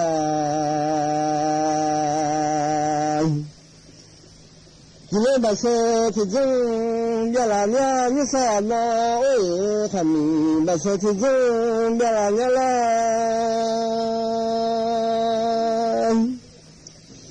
我还是那说干嘛子，老母阿母哦把母，现在说干嘛子，老母。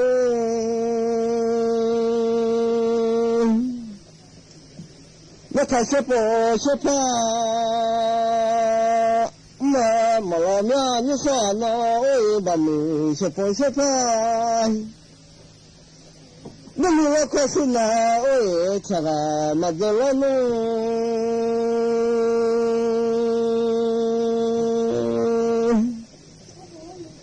我看着俺那位吃了没了面，谁叫你说呢？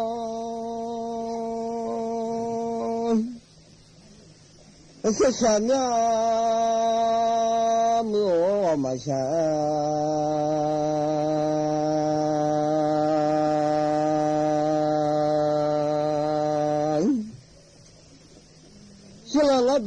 是处，不老了那么就红啊东是处，我妈妈是那里，东啊哦啊么哦哟啊嘛是那里。人家看我东沙太马老娘，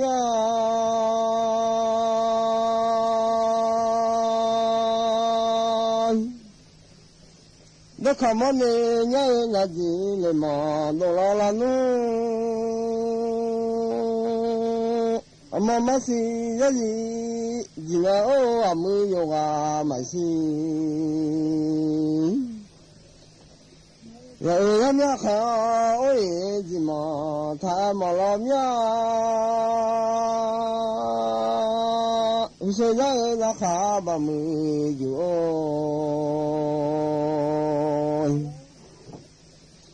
说好喝，那就妈妈好喝那就。说白了，伢也给我拿有，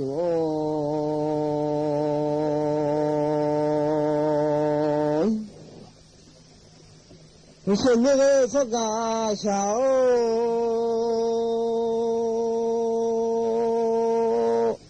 说了妈妈咪弄，我也听了，那叫俺了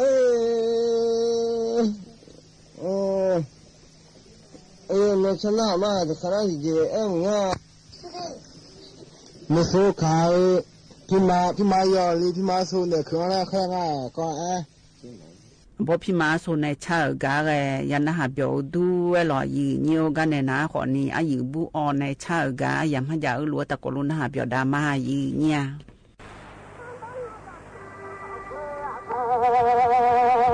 呀啦呀，他妈那车为了呀，小都还要母子那西飘，是错了那西马啥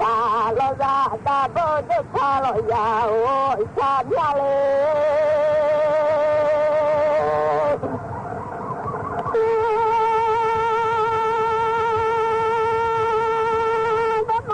好的民族性，到大了老下面个嘛你个哪去呀？来了，咱们嘛家的牛去个个。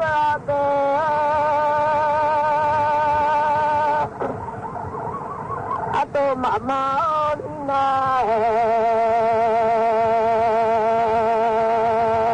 没弄着，下来啊，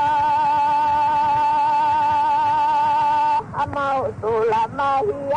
家开嘞，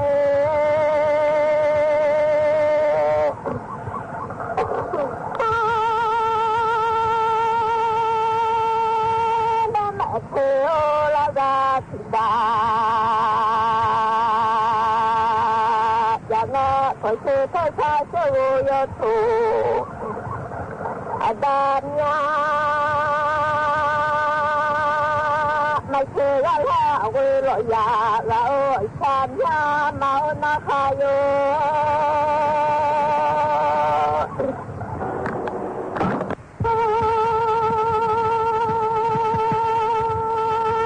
什么了嘛呀的嘛。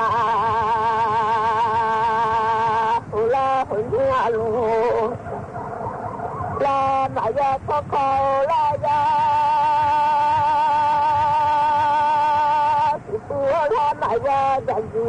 来呀的。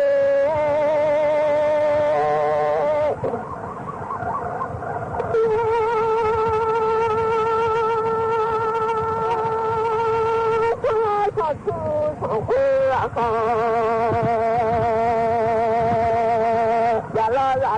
我快要没，为那西家，不看了那西马扎了呀，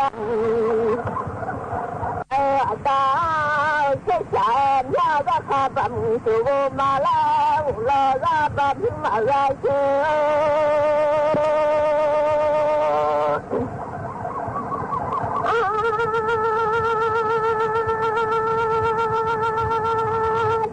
thu la ra băng đi đi ba mươi thu la ra băng là dễ là khá thì cả nhàอยู่ได้ยังสูบมาแล้วล้อมยาสัญญาเงินยาวชาญาเด้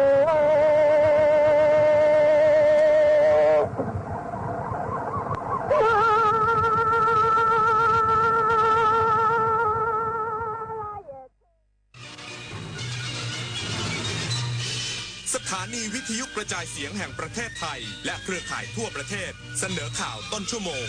รู้เร็วรู้จริงเกาะติดทุกสถานการณ์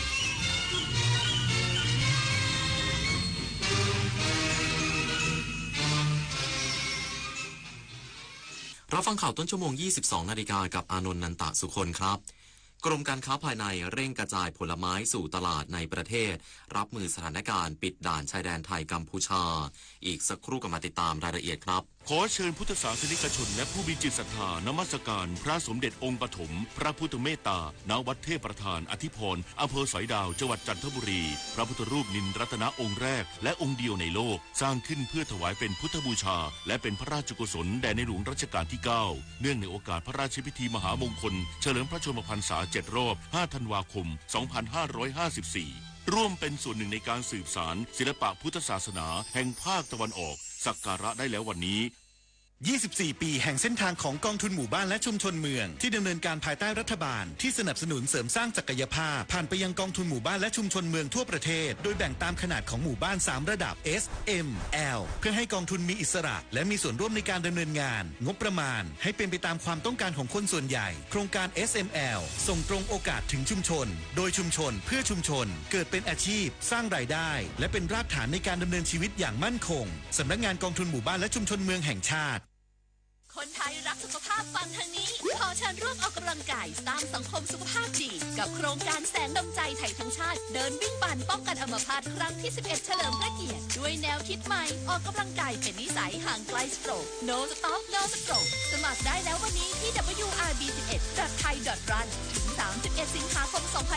2568มาร่วมกันทำให้การออกกำลังกายเป็นส่วนหนึ่งในชีวิตประจำวันแล้วมาเดินวิ่งปั่นพร้อมกันทั่วประเทศ2 พฤศจิกายนนี้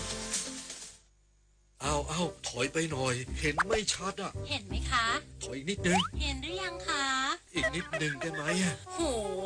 มองการไกลเชียวนะคะอายุที่มากขึ้นมาพร้อมกับปัญหาความเสื่อมของดวงตามายืดเวลาดวงตาสุขภาพดีด้วยการมันสังเกตอาการผิดปกติรับประทานอาหารที่มีประโยชน์สวมแว่นตากันแดดเมื่ออยู่กลางแจ้งและตรวจสุขภาพดวงตาเป็นประจำทุกปีใส่ใจดูแลรักษาดวงตาเพื่อมองดูโลกอันสดใสไปอีกนานกรมการค้าภายในเร่งกระจายผลไม้สู่ตลาดในประเทศเพื่อรับมือสถานการณ์ปิดด่านชายแดนไทยกัมพูชามั่นใจศักยภาพตลาดภายในช่วยรองรับผลผลิตช่วงปลายฤดูกาลนายวิทยากรมณีเนตรอธิบดีกรมการค้าภายในเปิดเผยว่านายพิชัยนฤทธพันธ์รัฐมนตรีว่าการกระทรวงพาณิชย์ได้สั่งการให้ติดตามสถานการณ์การค้าขายบริเวณชายแดนไทยกัมพูชาอย่างใกล้ชิดไม่ให้เกิดผลกระทบต่อเกษตรกรที่อยู่ในช่วงเก็บเกี่ยวผลไม้ในภาคตะวันออกซึ่งขณะนี้การใช้ด่านหลัก2แห่งได้แก่จุดผ่านแดนถาวรบ้านแหลมตำบลเทพนิมิตรและจุดผ่านแดนถาวรบ้านผักกาดตำบลคลองใหญ่อำเภอโป่งน้ำร้อนจังหวัดจันทบุรี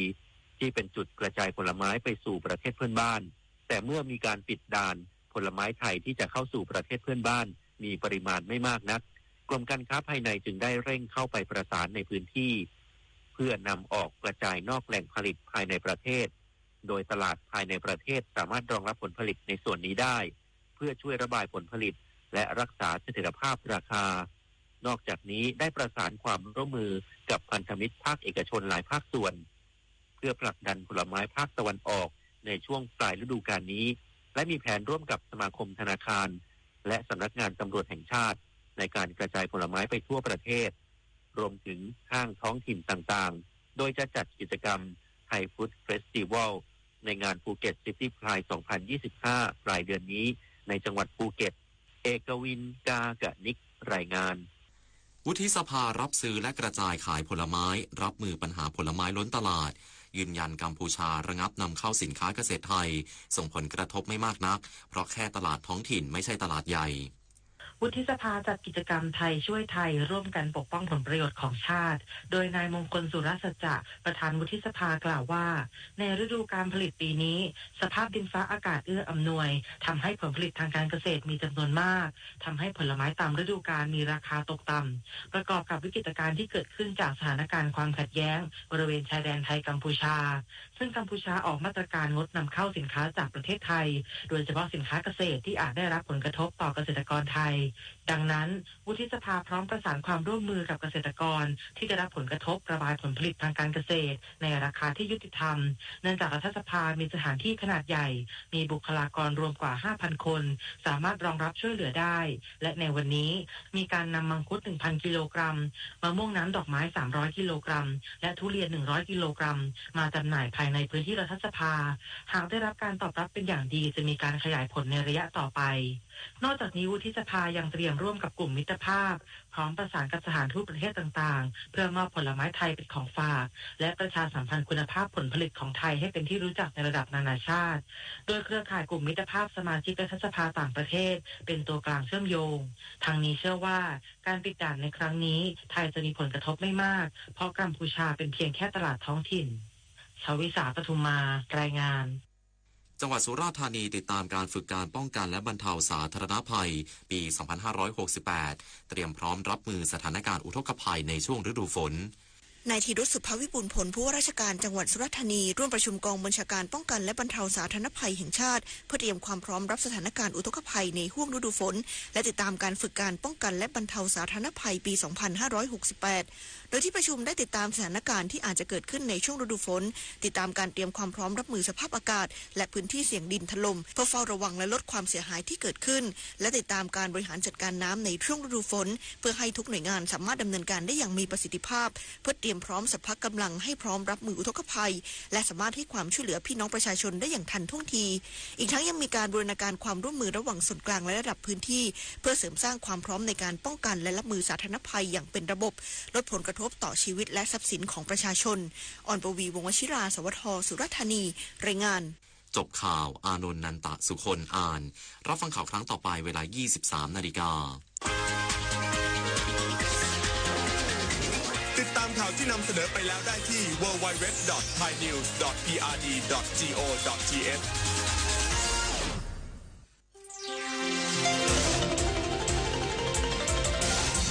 วิทยุแห่งประเทศไทยให้ความรู้กู้ความสุขต่อไปนี้ขอเชิญท่านฟังรายการเพื่อนฝันดำเนินรายการโดยจารุลิน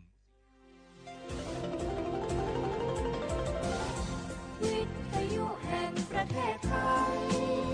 ให้ความรู้กู้ความสุข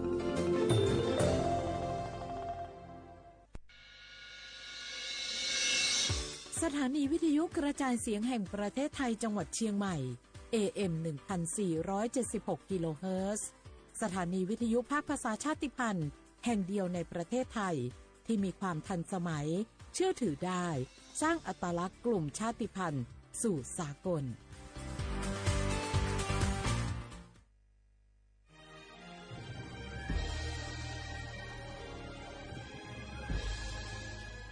เกิดเป็นคนไทยเติบโตบนผืนแผ่นดินไทยจงภูมิใจในความเป็นไทยชาติไทยเรานั้นนับเป็นชาติที่มีความเป็นมาเก่าแก่ยาวนานเรามีภาษาวัฒนธรรมและมีสิ่งต่างๆที่เป็นเอกลักษณ์ให้เราได้ภาคภูมิใจในความเป็นคนไทยเราควรเห็นคุณค่าและมีความรักชาติหวงแหนแผ่นดินอันเป็นมรดกของบรรพชน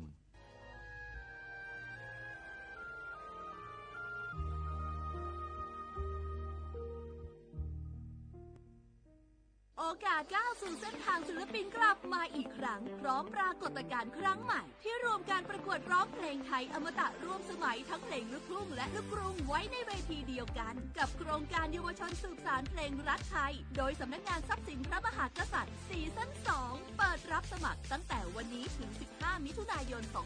2568 ชิงถ้วยพระราชทานและรางวัลกว่า100,000 บาทติดตามข้อมูลเพิ่มเติมได้ทาง Facebook เยาวชนสืบสานรักเพลงไทยอยากใช้สิทธิ์30 บาทรักษาทุกที่ที่คลินิกทันตกรรมเพียงสังเกตโลโก้30 บาทรักษาทุกที่ก็สามารถรับบริการอุดฟันถอนฟันขูดหินปูนเคลือบหลุมร่องฟันเคลือบฟลูออไรด์ไม่เสียค่าใช้จ่ายใช้แค่บัตรประชาชนไม่ต้องรอคิวนานสอบถามข้อมูลเพิ่มเติมโทรสายด่วนสปสช1330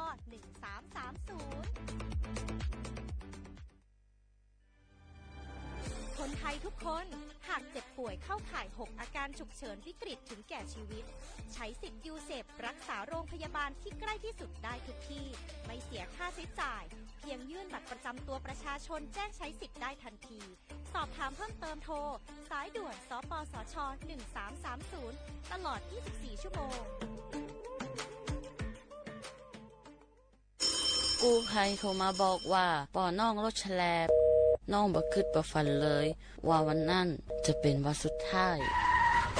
ร้อยปันเหตุการณ์หลากหลายความสูญเสียบนท้องถนนบ่มีระยะปลอดภัยสำหรับคนบ่ใส่หมวกกันน็อก 69% หมวก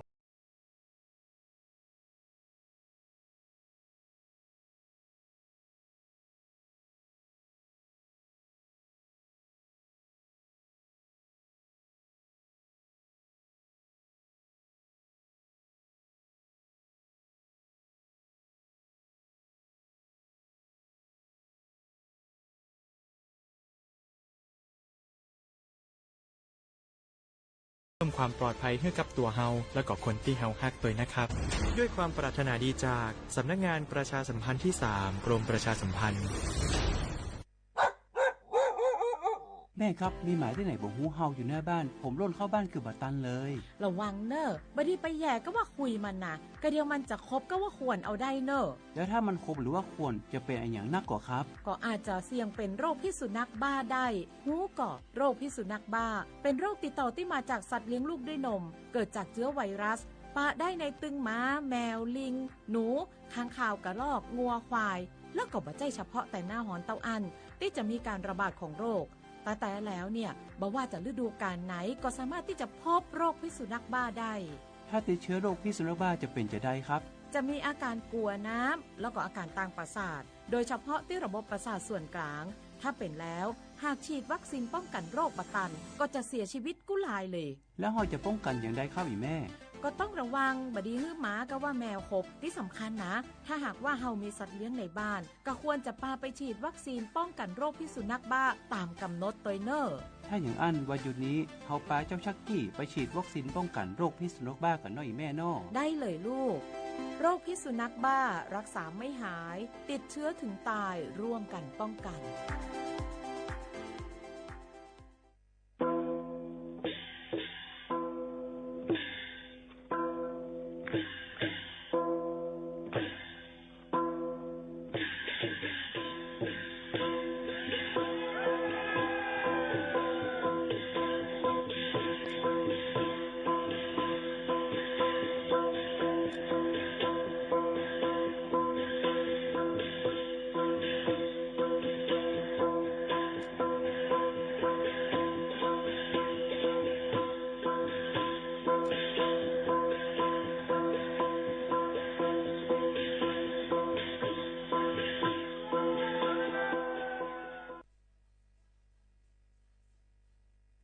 พี่น้องเขาสนใจใครปืนเผาผ่านตั้งหุ้งเปิดเซ็งสวทเก้งใหม่ปั่นตั้งหู้ห่มปาดังมีดังซื้อถ่อมแจ้งแล้งหลีกว่าไก่ในปื้นตีเจดอนเก้งใหม่กับสืบมาเลยดี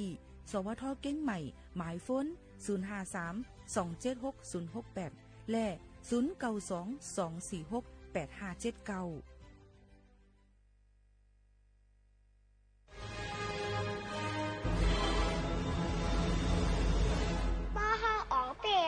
ใจเฮาจึงเหมือนเฮาอ่องเป่ไหลในโลก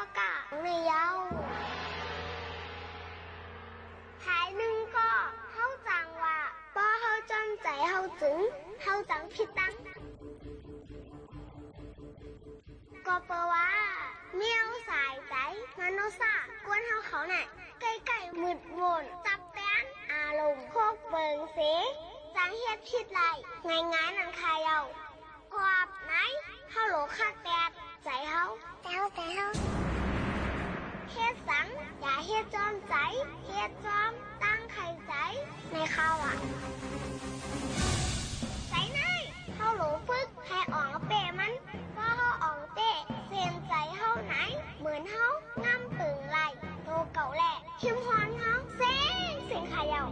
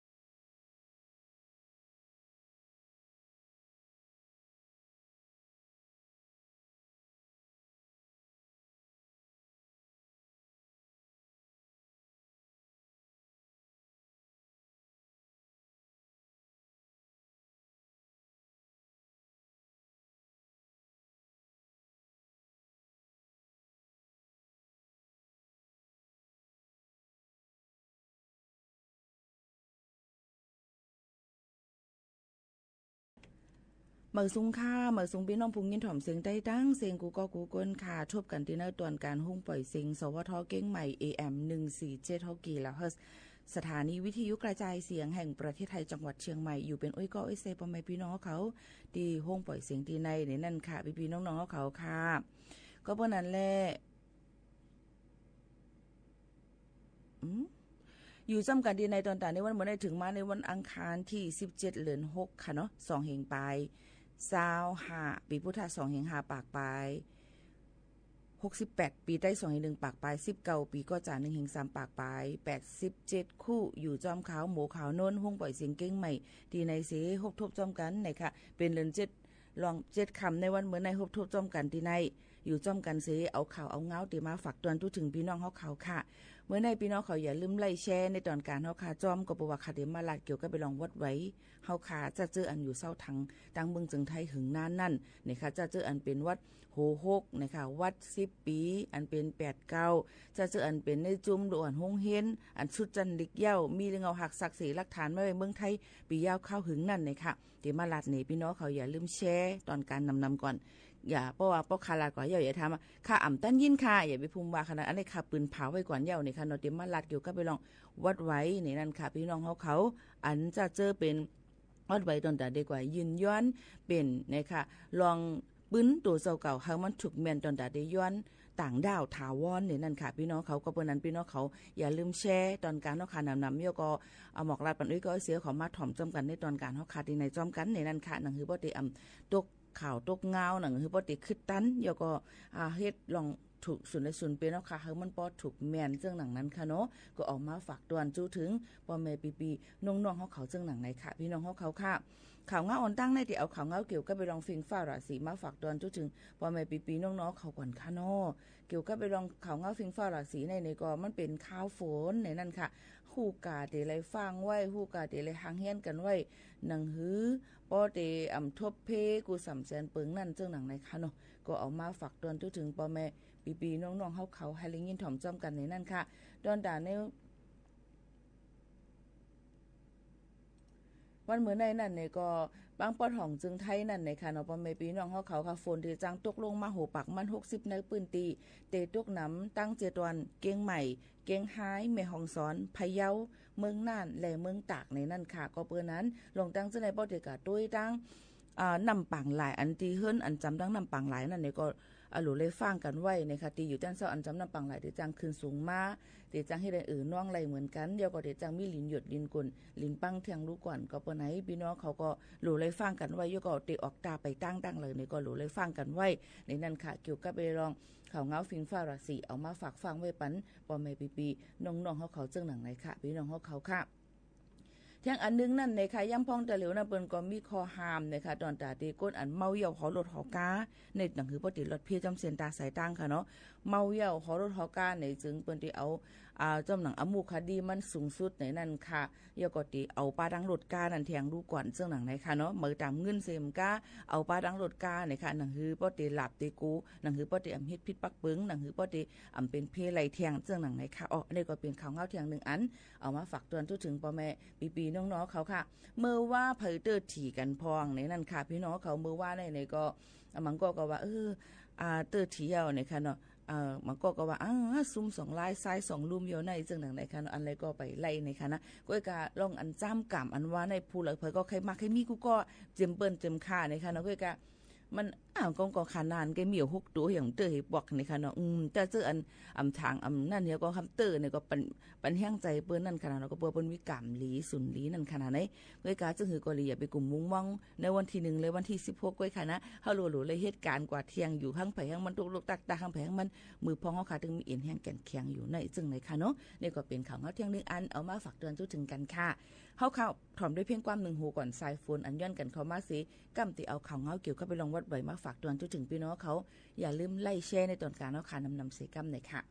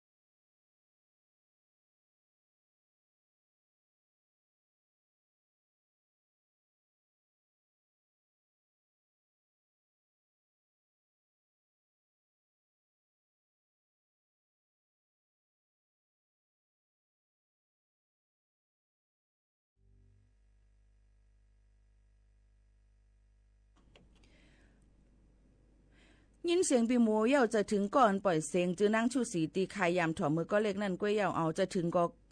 เป็นเสียงกามกว่าเย่าค่ะอ๋อน้องเอ้ยเตี้ยค่ะละมันต่างเตี้ยนกันไรค่ะเนาะมันต่างเตี้ยนกันไรจะถึงก็เลยก็คุกจะเลยก้อนนั่นค่ะอ้าวเพราะเดี๋ยวว่าพอยินเสียงพอเขาหันหน้าสู่ในเขาคุกจะเลยเมฆก็เก่าเขาแก่ในดองเมฆใหม่สู่ที่พร้อมถามก่อนจงเมฆใหม่สู่ที่จะล้ำแบบนั่นอะคุกจะเลยไผก็จะถึงก้นนั่นค่ะทำมาแบบยิ่งปีหมูจะถึงก้นนั่นแกเดี๋ยวเอาที่เหตุการณ์ที่เร็วกันจะไหนค่ะก็ปองใจอยู่นะคะก็กาบางลองมาอันไหนมันลัดแต้งตานแต้งเตี้ยนต่างกันมันนำลายว่าหังกันจะนำลายก็การตอนนั้นพี่หมูครับป่องใจปันอยู่ค่ะนะคุกจะเลยพระชุสีก็เหตุการณ์ที่เร็วกันค่ะก็มาต่างเตี้ยนมาเตี้ยนต่างพระชุสีอันเสียงกำสุดมุนกว่าจังไหนก็ป่องใจอยู่ค่ะเนาะก็กะว่าบางอันว่าก็คุกเก่านะหันหน้าเขาหันหน้าสู้คุกจะเลยมีเก่าเขาแก่ในได้ยาวว่างเอาค่ะนะก็มึนใจลำค่ะนะเอาค่ะอีกต้มกันในตอนการห้องคาทีในเทียงในนั่นค่ะข่าวเงาก็เลยถ่อมเพ่งความก็ตีเลยถ่อมพองอ่ำเลยถ่อมร้ายจังไหนค่ะเนาะย้อนเปวาหลวงเลยมาลัดข่าวเงาจังหนังในค่ะเนาะก็เปิ้นนั่นแลย่ำพองตะเหลวนั่นในนั่นค่ะพี่น้องเขาค่ะเฮาข่าวก็ได้เอาข่าวเงามาฝากตอนจุถึงปอแม่ปีน้องๆเขาแทงซึ่งหนังในค่ะเนาะข่าวเงาหลายรองหลายอันก็จำหนังเฮาค่ะคือตั้นนั่นเฮาคัดเจอเอามาฝากปันพี่น้องเขาให้แรงยินถ่อมจำกันตั้งหมดตั้งเสียงอยู่นั่นค่ะว่าเอาตื่นว่าอ่ำปันตุกคงตุกหายกว่าพี่น้องเขาหลูเลยถ่อมดีๆค่ะนะป้อมถ่อมดีๆได้ก็มันหือไรก็ค่ะล่ะเนาะเอาค่ะกำไนในค่ะย่ำพองแต่เหลวนั่นภายดังกรมการปกครองในค่ะพี่น้องเขากรมการปกครองอันนั้นก็ไผ่รูล้อมด้วยถึงขวันก้นเมืองเขานั่นนะคะเปิ้นก็เลยตกลงเลยใจกันจำหนังฟิงเปิงมติครม.เมื่อวันที่29เดือน12สิงหาคมปลาย67ป่นมานั่นนะคะพี่น้องเขาเปิ้นก็ตกลงกันเซนะคะตีหางเฮียนนั่นค่ะหนังคือบ่ตีลดยอมข้าวยามตอนตาตีปันสุนไลสถานะก้นอันมาเศร้าถังดังเมืองจึงไทยเลยปียาวข้าวหึงนั่นเลยค่ะคือป้อมือกุปอกเดลเฮ็ดอ่านหัวปีมันแต่แล้วก็ให้ลวดยอมข้าวยามมันมาซึ่งหนังไหนค่ะเนาะก็เปิ้นนั้นแหละเหมือนหนังตั้งมึงไม่อายเจดอนเกียงใหม่นั่นก็หางเฮียนกันตอนตาเตยืนย้อนสถานะต่างดาวเนี่ยค่ะก้นเขาเมืองถูกแม่นจำหนังปักเปิงไม้มีจำหนังมติครม.วันที่29เดือนธันวาคม2สิงหาคมปลาย67ปีกายป่นมาก็เปิ้นนั่นแหละนายอำเภอแม่อายค่ะนางสลินยาคำพาแก้วเนี่ยนั่นค่ะเลยปันเนี่ยค่ะรอมอบหมายปันนายไมตรีดวงใจนะคะปลัดอำเภอหัวหน้ากลุ่มนะคะเกี่ยวกับไปลองวัดไว้อีป้าเจ้าหน้าที่ลงปืนตีหมู่8วันใหม่หมอกจามเนี่ยนั่นค่ะอึ่งตาต้นแม่อายเจตวันเก่งใหม่นั่นนะคะตอนตาเดกดแจดกดทัดเอกสารหลักฐานเยาก็ปืนแก็บศูนย์โตเผอมันกลชนกลุ่มน้อยและกลุ่มเจ้าคืออำนั้นก็กลุ่มชาติพันธุ์ในนั่นค่ะอันก็เปิ้นอันในอันลงปืนตีในก็ตีหังแฮนตอนตาเดหับมือยืนย้อนเนี่ยค่ะตอนตาเตย้อนมีวัดไว้สถานะต่างดาวถาวรในนั่นค่ะพี่น้องเขาค่ะอันเขาเมืองถูกแม่นจำหนังปักเปิงไม้มีในนั่นค่ะเอาก็เปิ้นนั้นเจ้าหน้าที่เขานั่นก็กากดจัดกดทัดด้วยปืนแก็บเผิงมันในค่ะหนังหือบ่ติถูกแม่นถูกแม่นก็รู้แล้วหมอเป็นปลายแลกลายสิคึงปองให้สร้างกว่าหนังหือบ่ติใจข้าวยำคือตันยก็ยืนย้อนจำหนังอันเปิ้นตำวางไว้ปันนั่นจังหนังในค่ะพี่น้องเขาค่ะอันนี้ก็ออกมาฝากปันพี่น้องเขาจะซื้ออันเพราะถามว่าวัดคานาอยู่เวียงแหงคารุปนเฮ็ดมาเลยวัดคานาอยู่แม่ริมปนเฮ็ดมาเลยวัดคานาอยู่กันเดมาเลยโหลเลยถามตีลุ่มใจเวียงตีอำเภออันเฮาค่ะเฮ็ดวัดเฮ็ดไว้อันนั่นว่าปูเกปูกังวานว่าเปิ้นเตเฮ็ดมื้อเลยจึงหือเปิ้นเตเปิดปันจึงหือดิมันเปิ้นเปิดปันหึงเอาค่ะก้อยกาว่ามือกูปอกมันใจเข้ายามหึงเนาะพี่น้องเขาก็ตาเหลียวในจำหนังจอมพ่องลงเปิ้นเปลี่ยนไปแลกลายมาเสในนั่นค่ะเปิ้นก็คัดเจอตอนตาเดยืนย้อนเฮ็ดปันจุ้มเลหลาอันเตก็ยืนย้อนเฮ็ดไรนั่นมันก็ถามว่าของข้าได้ย้อนไรไว้ไทยไรขามหู้ค่ะย้อนบ่ว่าขามหู้ว่าสู่เจ้ามีไว้วัดไว้จึงหือถามมาจังไหนค่ะก็ชุดถามง่ายๆค่ะก็ตอบง่ายๆค่ะเนาะสู่เจ้าโหลเลยหู้ว่าสู่เจ้ายิบไว้วัดไว้อีสังถามข้าจังไหนข้าให้ดีหันน่ะหลักฐานศักดิ์ศรีคำหันหังข้าก็จังตอบปันกันบ่คาลาลีตอบปันพี่น้องเขาก็ว่าพี่นางในมันฮู้เตมันมาตอบปันเฮาจังไหนค่ะเนาะย้อนเปิ้นนั่นแหละพี่น้องเขาใครฮู้จังหือไหนโตเจ้าเก่าตีเลยฮู้ว่าวัดไว้โตเจ้าเก่ายิบไว้วัดไว้อีสังจ่องมันถูกแม่นจำหนังขอตกลงอันเปิ้นเลยใจให้เปิ้นติเฮ็ดปันนั่น5กว่าที่อำเภอที่สู่เจ้าอยู่นั่นค่ะว่าวัดไว้สู่เจ้าในเฮ็ดไรอีสังพองยืนย้อนไรจังหือไหนค่ะเนาะก็เปิ้นนั้นบ่ถามค่ะว่าจองค่าติมีโอกาสไรวัดไทย อีหังวัดสู่เจ้าเป็นอีหังสู่เป็นเผอลูกติเลยมาจือปอจือเมจือหังสู่เข้ามาเมืองไทยเมื่อไรสู่เกิดติเลยข้ามใจนายทะเบียนค่ะย้อนเปิ้นนั้นพี่น้องเขาถามค่าจังไหนถูกแม่นข้ามมีข้อต่อปันพี่น้องเขาเตเลยฮู้ว่าตัวเจ้าเก่ายิบไว้วัดไว้อีสังไหนค่ะเมื่อนั่งตั้งค่าดึกลาดลงวัดไว้เมืองไทยอยู่ค่ะค่ะไปเลยลัดคือพาสปอร์ตเอากำอันกับพี่น้องเขาเตกวังนะคะเนาะค่าดึกลาดวัดไว้จะเจออันจุ้มอันมาอยู่เศร้าถังดังเมืองจึงไทยไรปียาวข้าวหึงเป็นจ้อมหนังจุ้มเลยพ่องจุ้มเลยล่ะในค่ะเนาะพี่น้องเขาอะ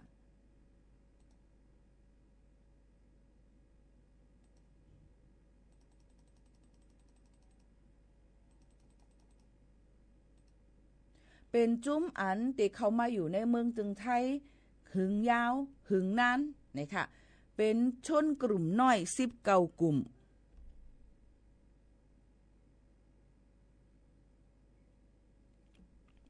เอากำมันอันเนาะปีค่ะจ่องก็เลยเมืองแขเนาะอันเฮาเฮ็ดไว้ในปีเฮ็ดวัดอีหยังค่ะเฮ็ดวัดอีหยังค่าตึกลาดว่าค่าติลาดกำมันอันวัดไว้ในมันนำแนนอย่าไปพุงถามมาถามค่ะเพราะคำอ่านทำได้ว่าคำอ่านข้อความพี่น้องเขาเที่ยงเลยค่ะเนาะถ้าเจออันเดียกย้อนใหญ่สถานะต่างดาวถาวรถูกแม่นจำหนังปักเบิงไหมมีอันนี้มันจังเปลี่ยนความไตมันจังเปลี่ยนสถานะต่างดาวถาวรในมันจังเปลี่ยนมันก็ถือว่าเป็นก้นต่างจึงเมืองอยู่เช่าถังเมืองจึงไทยเลยหึงนั้นจึงไหนคะเนาะก็เปิ้นนั้นค่าเดลาดกว่าลอกำไทยขนาดในคำจังเปลี่ยนก็เปิ้นนั้นแหละจะเจออันเป็นชนกลุ่มน้อย19จุ้ม2เป็นด่วนหงเฮนและสุดจันลีกเย้าจันจบปริญญา5ปริญญาตรีปริญญาโทปริญญาเอก5จึงไหนค่ะเย้าก็3เป็นก้นอันที่มีพ่อแม่พี่น้องเคยเฮินอำนั้นก็คนไร้รากเหง้าจุ่มไหนค่ะเนาะพี่น้องเขาค่ะเย้าก็4เป็นก้นอันเฮ็ดลองตั้งหลีปันจึงเมืองไทยจุ่ม2 3 4ในมันก็จะมีอันคาลาดในมันก็จะมีจำหนังตีอำเภอเปิ้นนายทะเบียนเปิ้นติฮู้ลีเฮเปิ้นถามดีค่ะว่าจุ่ม2 3 4จึงหือล่ะค่ะก่อมฮู้ค่ะโดยเลยก็ถามที่ลุงเจเวงที่อำเภอค่ะเย้าก็อันเข้ามาในเมืองจึงไทยอ่อนตั้งวันที่18เดือน1 2 5ปากใบ48เหมือนนั่งหมาย6หมายกับโตโห6จุ้ม5072อันเป็นจุ้มโห0อันเป็น89เจมเจอในนั่นค่ะซึ่งฮือล่ะในค่ะเนาะโหลเลยอันที่เข้าจำหนังเป้าหมายอันที่เปิ้นติเฮ็ดปันวัดไว้นั่นในจึงมันก็ติเลยมีจังปอกเมื่อขึ้นเมืองตีเก่าตีเกิดตีเก่าไล่อยู่เศร้าทางดังเบิ้งจึงไทยย่อมเหลือ45ปีแต่เอาวันอันยืนย้อนนั่นย่อมเหลือ45ปีถอมลีๆค่ะเนาะก็มันแปลว่าวัดคาโหซุนในจ่องเฮ็ดไรเฮ็ดไรค่ะกำนายย่อก็เตเป็นก้นอันที่มีจื่อในเคอเฮินทะเบียนประวัติแบบ13โตมีหมาย6อันนั้นก็0ย่อก็มีแบบ89ซึ่งหนังไหนค่ะเนาะทั้งอันนึงมีเจอเคอต่างอันไม่มีสัญชาติอื่นๆเย้าก็เนี่ยค่ะเฮ็ดลองดีเฮ็ดให้เฮ็ดการเมืองให้จ้ามีลองบื้นตัวลีจอดเมืองจึงไทยในนั่นค่ะพี่น้องเขาสั่งเจอว่ายามเฮ็ดลีมาเนี่ยนะก็ยามตกคอกมาในจึงติเลยตกคอกป่นหรือ5ปีก่อนเดี๋ยวก็ติเลยมีไว้ป่นโทษมัน5ปีติเลยมีไว้รับรองแทงในจึงหนังไหนค่ะพี่น้องเขาหลักฐานอันติเลยหางเฮียนกว่ายืนย้อนตอนตาเตเปลี่ยนเป็นสถานะต่างดาวถาวรนั่นอีสังหลาก็เตเลยมีไว้กับตัวเจ้าเก่ามีทะเบียนบ้านแบบทร38ขอแบบทะเบียนประวัติ89ก็ยืนย้อนในที่อำเภอที่เฮาเฮ็ดนั่นเนาะจังไหนค่ะเนาะเดี๋ยวก็จังไหนค่ะสังเจอว่ามีเฮ็ดผิดลองอย่างเปิ้นก็สิมีลองหมายแตบสารแตบตรามาปันเฮาก็ยืนไล่จังไหนค่ะเนาะก็เปิ้นนั้นแหละเจเว้ง1ตี 1เลยตี 1บางทีเปิ้นก็ติลาดว่าเฮาเฮ็ดมื้อนั้นมื้อไหนในมื้อหนังตั้งเกียงใหม่ตั้งเมืองเกียงใหม่ในมื้อวันที่10ป่นมาเปิ้นก็เฮ็ดที่ศูนย์เด็กเล็กตั้งเมืองสุเทพนะคะวันที่11ป่นมาเปิ้นก็เฮ็ดที่ป่าแดดมื้อวันที่12ป่นมาเปิ้นก็ได้ตั้งท่าศาลาและฟ้าหามนะคะวันที่13ป่นมาเปิ้นก็เฮ็ดที่ตั้งที่ว่าการอำเภอเกียงใหม่หลังเก่านะคะเย้าก็จ้าเจออันมีไว้วัดไว้เจอในอันยิ่งหมู่ขาวนุ่นลาดมาในป้อยอยู่เศร้าทางดังเมืองเกียงใหม่เพราะวันที่18จำได้ถึงในวันปุดที่18ในเมื่อผูกในนะคะข้าวยำ9 โมงเตกว่าต่อถึง4 โมงกึ่งนั่นนะคะจะเจออันยิ่งหมู่ขาวนวลรัดมาเลยเข้า จอมหนังตลาจอมปึงอันเปิ้นอันเปิ้นลาดไว้นั่นในจึงให้กว่ายืนย้อนสถานะต่างดาวถาวรตูเจ้าเก่าไล่เอาหลักฐานอันปีโมขาวโน่นลาดกับมือไกลนั่นเฮมีสังก็เอากว่านั่นขนาดเนาะเอาจังนั้นเสกว่ายืนย้อนเลยที่ห้องประชุมสำนักแขวงนครพิงค์เก่าเนี่ยค่ะก็เต็มอยู่จำได้หิมกัดเมืองใหม่เจ้านั้นค่ะนี่เนาะฮู้เนี่ยก็เสิร์ชกับ Google Map กว่าไล่จังไหนค่ะพี่น้องเขาอันนี้เป็นทั้งอำเภอเมืองค่ะก็ไม่บ่ได้ถามว่าตั้งเอาเวียงเหียงประเฮ็ดเมื่อไหลแม่ลิ่มประเฮ็ดเมื่อไหลแม่แตงประเฮ็ดเมื่อไหลจอมหนังวัดไหวพี่น้องเขามีไว้นั่นในซึ้งพี่น้องเขาโหลเลยทางปูเกปูก้างวานทีเตมันเปิ้นเฮ็ดมาปียาวเข้าหึงเอาใกล้กับมันเทิงใจเข้าย่างเป็น 2-3 ปีใกล้กับแต่เหลียวป้าว้าวค่ะยินย้อนเฮ็ดกว่านั่นในซึ้งมันก็ดีง่ายแง้มเนี่ยก็เข้าย่างมันก็ดียอมลงมาจังไหนค่ะพี่น้องเขาก็เปิ้นอะไรลองตั้งอันไหนเกี่ยวกับไปลองวัดไว้พี่น้องเขาก็สังเจอว่าอยู่จ้อมหนังอันนี้หมู่เขาโนนลาดมาในก็อ่อนกันคัดเจอกว่ายืนย้อนสถานะต่างดาวถาวรกันไล่เพราะเฮ็ดต่างดาวถาวรเย่าในถึงพัสเฮามันก็เตไล่มาเฮาก็เตไล่กับรายงานตัวที่ลุ่มโตมันเป็นคักเป็นตอนค่ะเนาะตาจึงหือในค่ะอยู่เซาทางไล่เยอะก็กว่าเลยต่างจึงเมืองไล่ในอาเซียในเมืองเอเชียอันว่าในค่ะเนาะต่างจึงเมืองจังไหนเฮาขอกว่าไล่ขี่เฮอร์มินกว่าไล่ในนั่นค่ะซึ่งไหนค่ะเนาะลองศูนย์ในศูนย์เป็นลองวัดไว้ต่างดาวถาวรในซึ่งไหนค่ะอ้อก็เบอร์นั้นลองตั้งเจ้าในก็คัดเจอออกมาฝากปันพี่น้องเขาก็ให้กาว่าพี่น้องเขาถามว่าพาสปอร์ตค่ะอันเฮาค่ะเป็นแห่งการในเปิ้นสิเฮ็ดปันเมื่อไหร่ในตาเหลียวตั้งเมืองจึงไทยภายตั้งกรมการจัดหางานเขานั่นอันนี้มาแทงหลวงเอาค่ะนะมาแทงหลวงอ่ะเปิ้นก็หย่อนย่านปันควักข้าวยามปันจะเจออันวัดไว้หมดอายุเจอนั่นแลที่อยู่ในคักตอนดีกันต่ออยู่นั่นในจึงเปิ้นต่อปันข้าวย้ำให้อยู่เศร้าทางกว่าในเมืองโจข้าวไล่ต่อถึงปีเซงย้อนเปว่าไผ่ลุมพองต่างดังเมืองมานเขาเปิ้นไปมีตื้อตั้งตอนดัดเฮ็ดปันวัดไว้พี่น้องเขาแทงต่างอ่านพาสปอร์ตเจ้าในค่ะเนาะย้อนนั่นแหละเจ้าในก็เป็นรองข้องค้ำก้อยกะว่าพี่น้องเขาดีกว่ามาไปจึงหือในก็เดี๋ยวเลยมีเงาหักศักดิ์ศรีหลักฐานรองวัดไว้ตัวเจ้าก็ให้ลีในนั่นค่ะออพี่น้องเขาค่ะในก็เอามาฝากปันเฮ็ดจอมหนังเป็นคักเป็นตอนคันเป็นตอนค่ะเนาะพี่น้องเขาค่ะย้อนเปิ้นนั่นแหละลองตั้งซะในมือไปเฮ็ดนั่นเฮาค่ะกว่าเฮ็ดก่อนเฮ็ดมาเย้ามันมีสุนไหลซึ่งหือห้าเนี่ยเฮาจ่องก็ขึ้นมาว่ากันแทงกำนึงค่ะเนาะตาเหลียวในเปิ้นปันตื้อตั้งตอนตะก้นอันมีอยู่เซาทางดังเมืองจึงไทยไหลหึงจังไหนค่ะเนาะเดี๋ยวก็ถามว่าลูกค้าในมีไว้เกิดมีไว้เกิดอ้อก้อยกาตาเหลียวเอาสัก10-40พายอย่าไปเลยถ่ายวัดไว้จ่องห้อมค่ายก็อยู่ที่ในทะเบียนอยู่ไว้หือมีไว้จอมเผาตรงปัญญาจำหน่ายป้อมญาจำหน่ายนี่ก็ดูเลยกว่าเอาปอเอาแม่ก็ยืนยันให้ก็ถ่ายปันวัดไว้ลูกจังไหนค่ะมันก็จะเป็นคักตอนจังนั้นค่ะเนาะพี่น้องเขาค่ะก็เอามาฝากปันพี่น้องเขาในนั้นค่ะอันคาลาดไร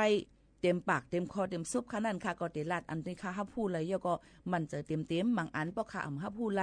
ในค่ะก็เอาข้อถามพี่น้องเขานั่นค่ะเด็กขึ้นกับถามผู้โรงเรียนมันสิเอามาหมอกลัดปันพี่น้องเขาเที่ยงกำนึงนะคะน้องก็เป็นข้อตอบที่อันดีที่สุดตอนดับบ่แม่ปีน้องๆเขาจังไหนค่ะเนาะเอามาฝากปันพี่น้องเขากูก็จังหนังไหนค่ะพี่น้องเขาค่ะวันกันลือหรือจะถ่อมด้วยแทงเพียงความพี่น้องเขาย้อนกันเข้ามาแทงลูกก่อนค่ะ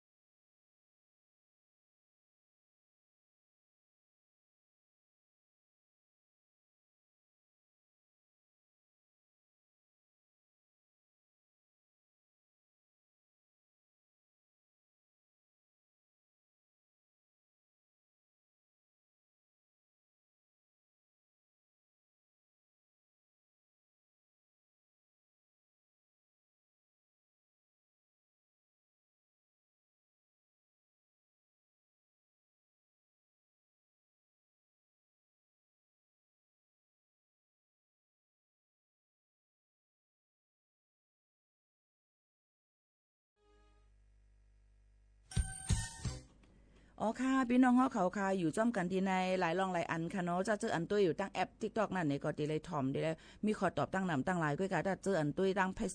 สบทเก่งใหม่ AM 1476ในก็มือเปิดเพียงกว้ามนั่นนี่ก็ติหันซบคัดตรงยุบๆไว้ก้อยดิ่มยินเสียงนั่นค่ะในมันก็ว่าพี่หมูค่ะนู่นขำยินเสียงพี่หมูลาดค่ะตียินค่ะแล้วมันปิกเสียงไว้ค่ะเนาะย้อนวันนั้นแหละตั้งการมันก็ติมีนั่นค่ะก็ปนนั้นพี่น้องเขาก็บ่ถามมาในถามให้มันย่อยๆจะเข้าถึงลึกๆอีถึงจังหือมันก็วัดค่าในต้องเฮ็ดไรค่าในข้ามจังตอบไรในเมืองหนังคายลาดนั้นตัวอย่างมันนั่นขนาดเนาะก็บ่ไหนพี่น้องเขาก็สนใจกันประวันลงวัดลงไว้ในก็ยุ่มยำว่าจังไหนค่ะยก็ติมีทางอีสังทางค่ะเนี่ย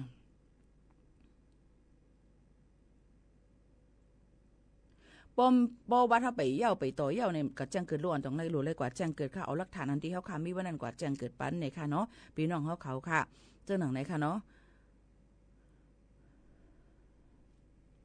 ยก็มาด้วยค่ะหลายทีหลายตั้งคณะถามกันเข้ามายินจมขอบใจอ่านข้อความมันเต้นขึ้นย้อนน้อมอย่านำคณะจ่องฝนตกค่ะเนี่ยค่ะข้าวฝนค่ะลูกเนาะบ่คาราว่าตกกำบ่ออกมากว่านอกห้องสูงในติจังตกไรคาราดกว่ามือข่าวเงาอ่อนตั้งข่าวเงาฟิงฟ้าราศีไว้ว่าฝนติจังตกหูปากมัน60ก็บอกว่าใครนำไว้อยู่นังเก่าค่ะเนาะบางทีก็ได้ตกนำบางทีก็ได้ตกเกบางทีก็ได้ตกจังไหนก็เป็นไล่ในนั่นค่ะพี่น้องเขาค่ะถอมด้วยทางนึงเพ่งกว้างค่ะเนาะอันย้อนกันเข้ามาใจถึงลุงเม่เนี่ยค่ะ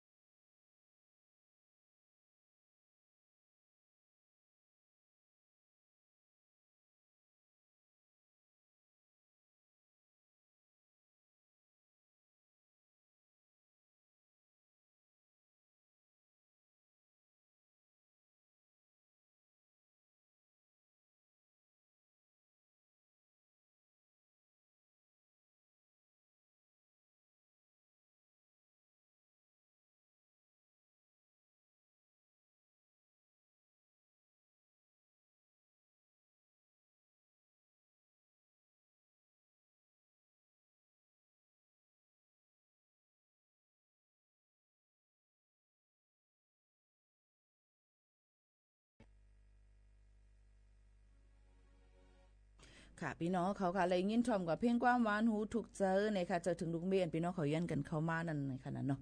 จะถึงลูกเมย์เนี่ยนั่นค่ะมันก็ผัดยันดุกลังนางเมียมาคุกจะอะไรใครจะถึงก็เป็นอันยินโจมเนี่ยค่ะเนาะยังดีเสกว่านั้นผัดยันดุกหลานเมย์มาแล้วก็โลก็หาเทียงก็ใหม่อันนี้ก็ไว้ทางกำหนึ่งจึงหือก็ลีค่ะพอมีลองมันกึ้มเหนือกันนาเฮือนเนาะค่ะก็เตะมนเงินก็เตะขึ้นควันน้ำค่ะสังเจอว่าผัดเพกันกว่าไอ้ว่าจีว่าหงนั่นก็มังตั้งนี่ก็ไหตั้งเลยถึงลองเงินคำแต่เดี๋ยวหามานั่นก็มันก็จะปิกจกปิกลาเพื่อนในขณะที่อยู่หยับคันเจอเงินเราได้เสียงน้ำขนาดตั้งเฮือนก็หลุดสูงอันหน่อยก็หลุดสูงอันนั้นก็หลุดสูงให้ในขณะกำน้ำหันเด็กก็เป็นใกล้ว่าก้นหลงไตเขาค่ะเนี่ยกำพองว่าเปิ้นนำเปิ้นลีเฮานำเฮาลีเนี่ยว่าโอ้ว่ากะลัดจังไหนมาเนี่ยมันไปถูกแม่นในขณะย้อนเปิ้นสั่งนะย้อนเปิ้นว่าเพราะว่ามีเงินเลี้ยงเปิ้นได้ก็ใจเพราะผมเงินเลี้ยงเปิ้นมานั้นผิดกันมอกันในหน้าเฮือนบ่ปั้นลงว่าเสียงเอาค่ะนะก็บ่นั่นแหละฮักเลียวใจเลียวในลีเลอเสเปิ้นเนี่ยนั่นค่ะก็บ่ว่าตั้งเป็นก็เรื่องหน้าเอามาได้เป็นตั้งเป็นติดจับกันตั้งโฮมห้อมซองกันตั้งเป็น HIV ตั้งเป็นเอดตั้งเป็นน้องในตั้งเป็นซิฟิลิสว่าตั้งเป็นคมๆใกล้ๆตุ่มเนื้อตุ่มนางออกมาในค่ะเนาะจังไหนเที่ยงเริ่มว่าจังไหนโหลเลยฟังกันไว้ย่อก็โหลเลยฮักตัวเจ้าเก่านำเนี่ยค่ะฮักเลียวใจเลียวสังเสว่าก่อนเลยแม่ยามียิ่งในรัดตึกขนาดก้นใจเขาว่าจังไหนนี่ก็โหลเลยใส่ถุงยางอนามัยนี่ค่ะจังไหนค่ะมันดีละเฮ็ดกังตั้งเป็นเนี่ยจังไหนจอมนี่นั่นค่ะเนาะลีเลอเซเปิ้นได้ฮักเลียวใจเลียวลีเลอเซเปิ้นนี่ค่ะนี่ก็เกี่ยวกับไปลองป้ายอยู่ลีค่ะเนาะย่อก็ตั้งเป็นตะเลียวอันเข้ามาเข้าฝนนี่ก็มีตั้งเป็นยุงค่ะลูกตียุงมายุงลายไข้เลือดออกไข้มาลาเรียตั้งเป็นชิคุนกุนย่าตั้งเป็นตีนจ้างลูกตียุงมาค่ะก็ปานนั้นในเฮือนยี่เฮาค่ะปิ่นงบ8น้ำเนี่ยไปปล่อยให้ยุงกับไข่กับเกิดมาไรแล้วก็หลูเลยหมอกม้อนน้ำค่ะหลูเลยเป็นไปแลกไล่อยู่ตาเซนะคะอันที่เฮาค่ะตั้มไม่ได้เพิ่นเข้าตึกสึงเข้าตึกดูเขาเฮาค่ะเนี่ยก็เปลี่ยนน้ำมันเฮน่ะคือยุงบ่ได้อำกะไข่ซึ่งในค่ะน้ำอันเนาะค่ะเจออาบน้ำดุงไว้นั่นก็เอาผ้าปิกเฮสั่งเป็นไรซึ่งหนังนะคะมันก็จะมีภายรวมได้ถึงอสมเขา5เจ้ามันเจ้าเฮือนเพิ่นก็ได้กะกด7กดทัดจ้อยนั่นขนาดเนาะลงตั้งซื่อในหนังคือบ่ข้าวหวานลูกข้าวหวานเฮาเมืองเฮาบ่ได้อำเป็นตั้งเป็นนั่นในนั่นค่ะอันนี้ก็เอามาฝากปันพี่น้องเขาซึ่งหนังในค่ะข้าวยามจำหมดเสียงเหี่ยวค่ะพี่น้องเขายินชมขอบใจกูก็ดีไว้ข้าวยามมีกะขันมาถ่อมจ้อมกันในตอนการเฮาค่ะที่ในถ่อมอำไปหั่นใจเมื่อในมีทองคองใครถามในตักมาในขอความก่อไรถามมาดังขอความขนาดอย่าไปว่าให้ในที่ค่ะโลคากลมให้ในเกเนาะยันเปิ้นนั้นมีลองสังค่ะใครถามลองในในก็ตักมาในค่ะคือกับว่าพี่น้องเขาส่งหัวใจมาเนี่ยโหมีมือมาในคำผู้ใดก็ตอบว่าคือบ่ค่ะก็ตอบกะว่าเป็นก้นใจทำแต่ว่าอีในเมื่อมาละตอบผู้เก่าให้หังสำติญาณหลาเที่ยงย้อนเปิ้นนั้นพี่น้องเขาก็ค่ะมีลองจังไหนที่ลีในถามมามีลองตั้งมันเหก็ค่ะก็ได้จังตอบบันอำใจว่าอำแค่ตอบขนมมังปอกมังอะไรมามันก็หังแห้งหน้าเพียวเหรอพี่น้องเขาว่าไม่ซุ้มค่ะไม่ซุ้มค่ะกินข้าวเยี่ยวค่ะกินเยี่ยวค่ะกินผักสังค่ะกินหมักผักปักค่ะข้าวในข้าวเฮียบกินเฮียผ่าในถามกันกะถามกันมาค่ะเป็นเหตุการณ์ค่ะนะก็เปิ้นนั้นพี่น้องเขาก็ลัดเอาตียำมันก็ก่อนไล่เอาในค่ะเนาะบ่ถามตอบกันว่าแค่ละต่อเฮาค่ะก้นทางลีซ้ำว่าเที่ยงก็เปิ้นนั้นนาการก้นเฮามันเหมือนกันแค่เนาะป่องเจอเฮาลัดเอาตียำมันก็ค่ะเนาะกลุ่มตอบกันกะตอบกันมาในกำมันจะหยาบค่ะเนาะกำปอหลวนคำเดียวจะล้ำกำเมสูมเดียวจะล้ำเที่ยงนี่มันมาอุบเกาโพเกาแน่มาอุบเมเฮาได้เห็นในเที่ยงมันลีค่ะเนาะยันเปิ้นนั้นบางปองบางไหลมาในเฮาลัดตรงตักอะไรลองตั้งอันที่บ่เป็นแต่ก็ได้เสียนว่าทั้งกำบ่ไปฮู้จักกันนี่ก็มันก็ได้หยาบตอนใดได้เตรียมตอบกันให้นั้นนี่ค่ะมันก็ย้อนมาเป็นก็หลอกโปรไฟล์ไว้หำฮู้จักคำที่คือกันลัดต่อกันป้อมฮับมาขากินน้ำฮับเฮาหำวันใน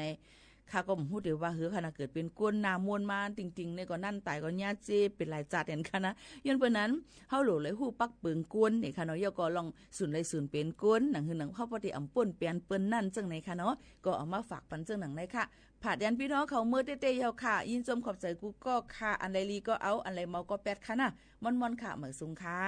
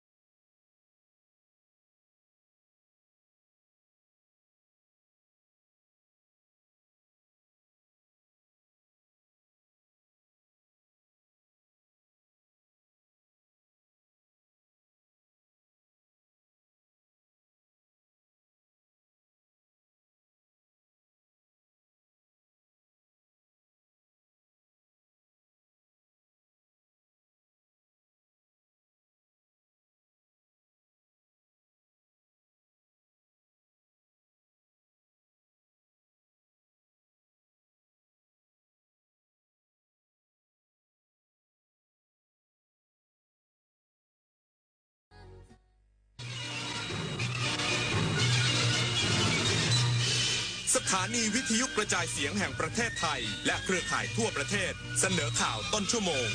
รู้เร็วรู้จริงเกาะติดทุกสถานการณ์